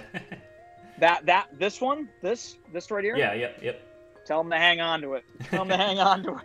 Seriously, it's a treasure trove. It's a collector's item. Yeah. It's a collector's item. It's crazy. Yeah, it's another one that I didn't realize how sought after it was until I looked it up. So that's great. That's awesome. Yeah, that's crazy. All right, so I didn't know. Go ahead. I'm sorry. Go ahead. I was. No, you can continue. What were you gonna say? No, I was just gonna say, like, I didn't know any other human being on Earth had this until tonight. So that's great. I'm glad I'm not the only one. That's awesome. Yeah. So, dude, we've been talking for about 3 hours. Oh, getting close to 3 hours now. Yeah, just about. Yeah. So, we've been going so I just wanted to say thank you so much for coming on. If you don't mind, just hanging tight for just another like 10 minutes. Usually what we do at the end, we do a little Q&A. Have as you can see, Jordan has already started doing it. For anyone, if any of you guys have any questions for Andrew, whether it's about his YouTube channel, just his opinion on like the film industry in general, and then throw the question in there. Use redeem highlight my message with channel points, and then we'll make sure we'll. I try to make sure I don't miss anything in the chat anyway, but if there's a question you want, then I'll know that we can see that there. So Jordan, right off the rip, He goes, Andrew, do you think Nick Cage is a good actor, poorly casted, or a bad actor who got a couple of roles that fit him? I actually, you know, it's kind of funny. I actually really like Nick Cage. I do. I think he's it's a problem with some actors, okay? And it's the problem that he can't say no to any offer he's given. Pretty much. because he's destitute and he spends his money on stupid stuff, so he needs to keep doing movies. And there are some movies he does that he gives a shit about, where he gives a really good performance and he's awesome in it. And then there are some other movies where he's doing it for the paycheck. And you can tell, and that's the problem with Nick Cage, is you can tell when he's just making money. When he's just, you know, give me green eggs. When he's just like, give me the paycheck. Yeah. For instance, like I think one of the best movies I've seen him in is a movie called Bringing Out the Dead. That's a Martin Scorsese movie, and he is unrecognizable in that movie. Like, he still has some Nick Cage wackiness going on, but it's such an extremely serious role for him, and he's great in it. And he's still kind of out there and wacky, but he's also very kind of like dour the entire movie. So he's good when he wants to be. And I've heard really good things about this crazy movie he was in called Mandy. Which I haven't seen yet, but I've heard that's a really wild movie. Yeah. But he is. I mean, I love him in a lot of things. I mean, like Moonstruck is incredible. That's a great movie. Leaving Las Vegas is another absolutely great movie of him, of his. Great performance, I should say. Another one that I actually really like is Face Off. Yep, I was gonna mention that. That's an incredible. That's like, how did these guys not get nominated for something for that movie? Dude, that movie was so ridiculous. I mean, that movie in general is just so dumb, but it's awesome. Like, yeah. Like, there's your third John Woo reference of the night. So I'm done with you. Yeah, I was gonna mention. That's an awesome movie. Yeah, I was gonna mention Face Off. I was gonna mention Con Air, and Con Air. Yep. And I mean, this is a guilty pleasure for me, but National Treasure. National Treasure. Yep. Yeah, that's another one. I get a kick out of those movies. Are fun though. A lot of fun. I really like them. Dude, and the cast in Con Air too is crazy. Oh, Con Air is nuts. Dave Chappelle, Danny Trejo. Dave Chappelle, yes. Like, Danny dude. Trejo, yep. Danny Trejo's in that. What's his name? Oh my God, it escapes me. Oh God, I can't remember his name. He plays the lunatic that they have strapped up the whole movie. Yeah, I'm blanking too. Oh God! Anybody know in the chat? Come on. It's gonna drive me nuts. Steve Buscemi. Steve Buscemi. Thank you so much. Why was I blanking? I was like, thank you, I just Nerder. watched Thank you. It's so funny. Yes, that's it. Steve Buscemi. Thank you. I know. I was like, why am I blanking? I love him in that. I love him in that movie. He's so good in that. Define irony. Bunch of idiots dancing on a plane to a band that died in a plane crash. Like the best line he has the best line in the movie. And then it's, of course, put the bunny in the box. That's, how could you not, right? Yeah. Oh my God. No, I like Nick. Yeah, he's talented, but he takes on a few too many roles. Yeah. And now we got National Treasure 3 coming out apparently.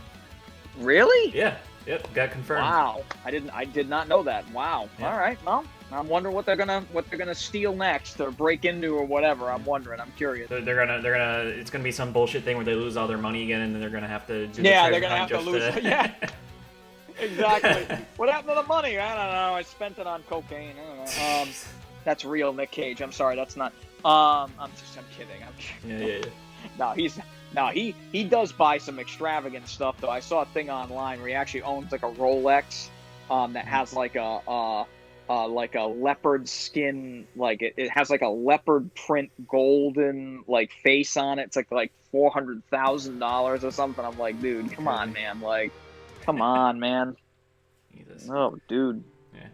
And Mitch was, I guess this was, I guess he's in disbelief. You don't have any HD DVDs, so. I don't. You just didn't buy into the format. No, I didn't have any. Yeah. No, didn't have any. Wasn't for me.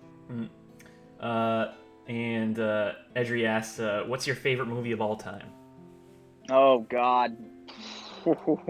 That's a really tough question. I really don't have like a favorite movie of all. I have favorites in genre. It's really tough because my favorite movie of all time can change, depending on where I'm at. You know what I mean? And I don't have a favorite movie of all time. If I had a gun to my head and I had to pick Like one movie you had to watch right then. like if a guy was like, "Tell me or you're dead." If I had to pick anything, I know this is crazy, but I would probably say Goodfellas. Nice. That is probably my favorite film, just because of everything about it is so well done. The cinematography, the acting, the music,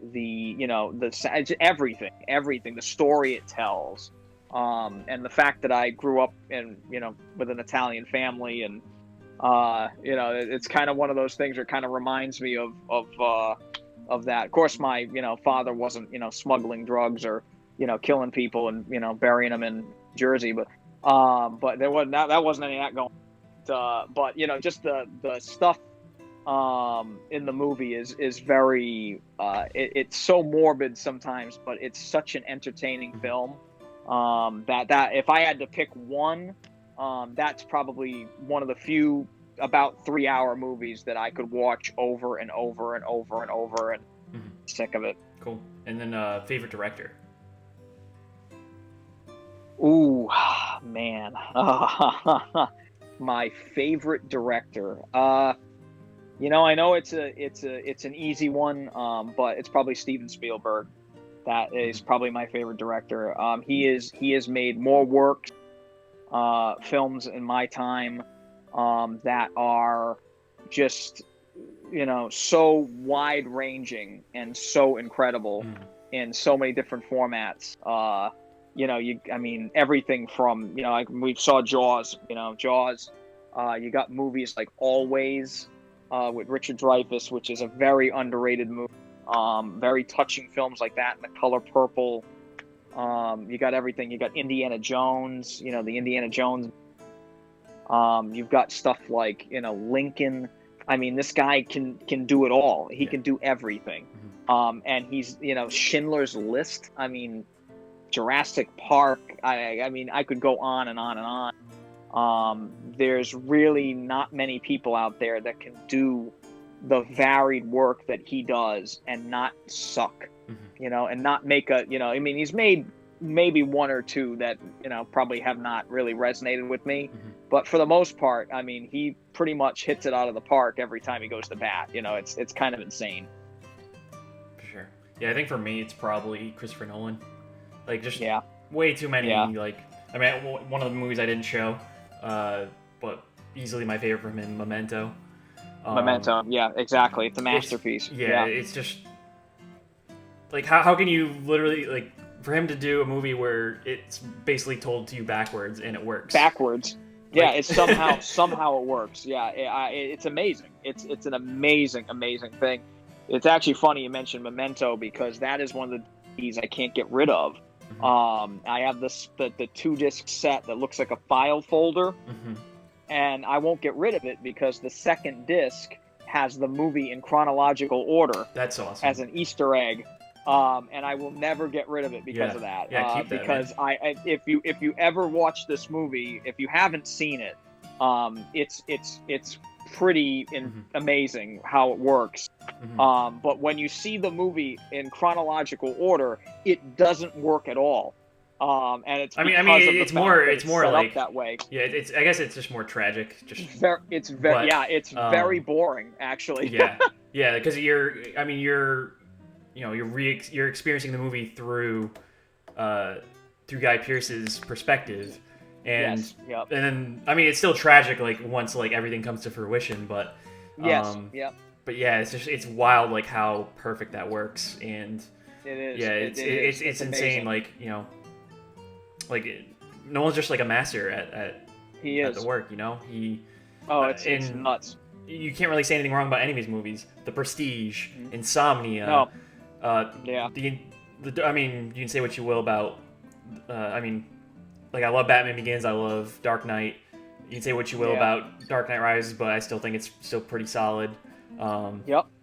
Interstellar, like, folk had some issues, but I still think it's good. Inception is amazing. Like, dude, he's so much in his catalog that's yeah. like. I mean, all of these, yeah, they're all really. I mean, they're all amazing. Mm. I mean, that's another one that and that's really like he's really up there for me. You know what I mean? He has done some amazing work, and not a long period of time either.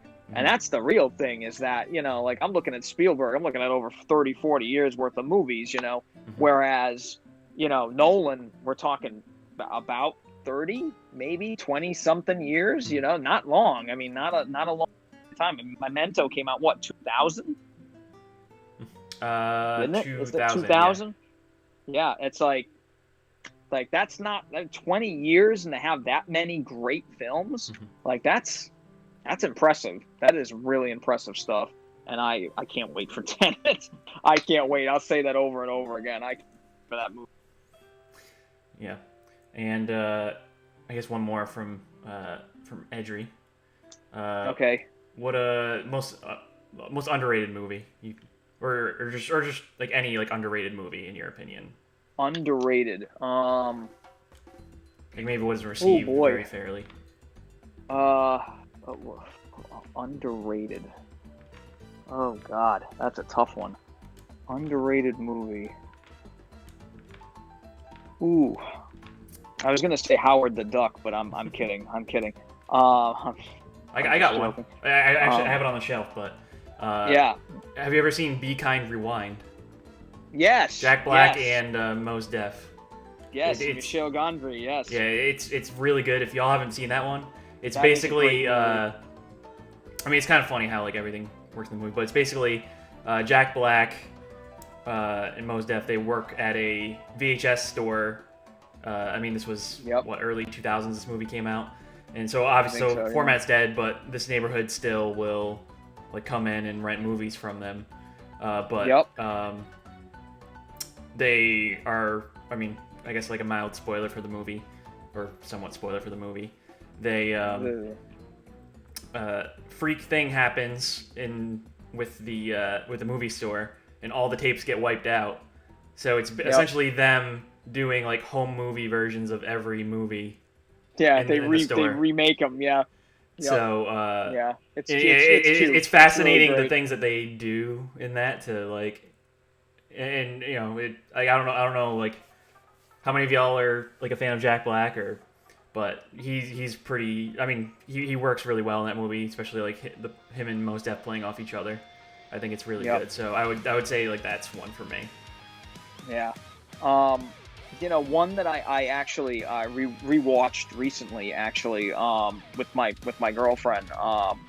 Movie that didn't get much in terms of recognition or acclaim, made no money, basically. And this isn't like no highbrow art film, but it's a movie called Deja Vu with Denzel Washington. I don't know if you've ever seen it. Val Kilmer is in it as well. Trying to think of who else is in it. It's a couple really good actors, but it's a Tony Scott movie, actually, and it's wild because I don't want to spoil it because this actually does have kind of a big impact on the movie.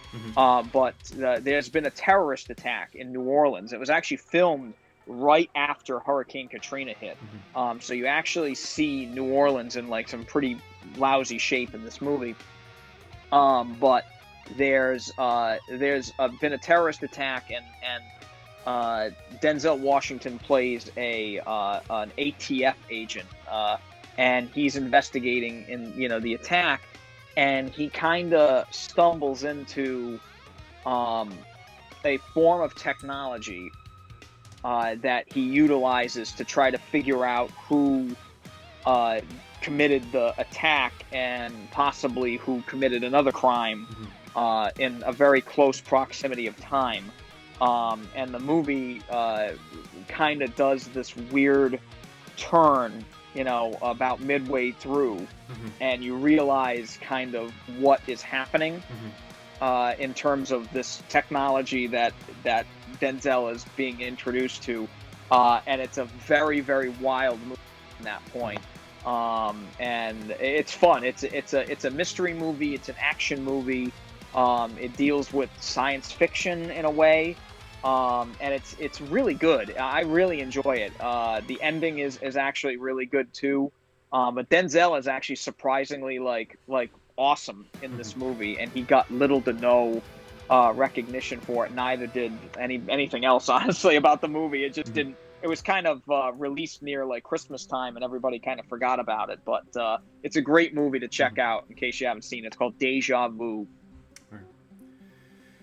All right. I think I'm actually gonna end this right here because I notice I'm still kind of dropping a little bit with frames and whatnot. Okay, gotcha.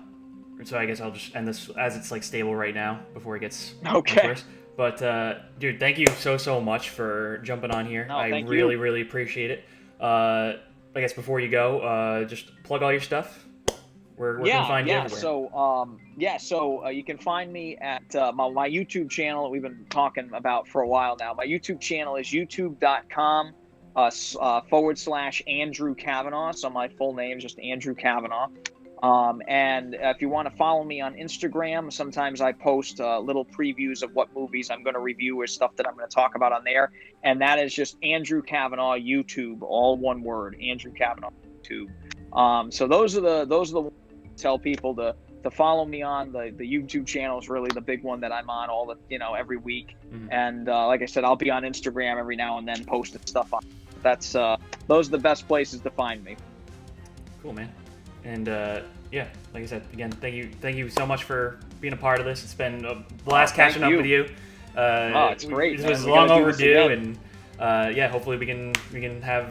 I mean, if we ever want to do another one of these again, or just have a chat off stream or something, like Oh, absolutely, anytime, man. Yeah. Yeah. I guess for now we can throw a raid to somebody. There you go. So let's see who is on right now. Let me pull this up.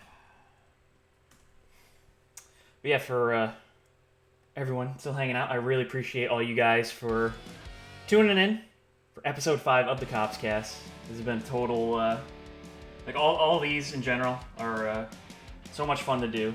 I love being able to, to chat with all my friends on here, like especially if they're content creators. Like I said, just want to give you a little highlight, show you a little love. That's what I'm trying my best to do with everyone that either joins our little family, our little community we got building up, and yeah, really, and I'm really glad you got to come on, man. So yeah, I'm very glad, man. I'm glad that I was invited, and what you do is great on here. So definitely, it's been a great time, man. Had a blast.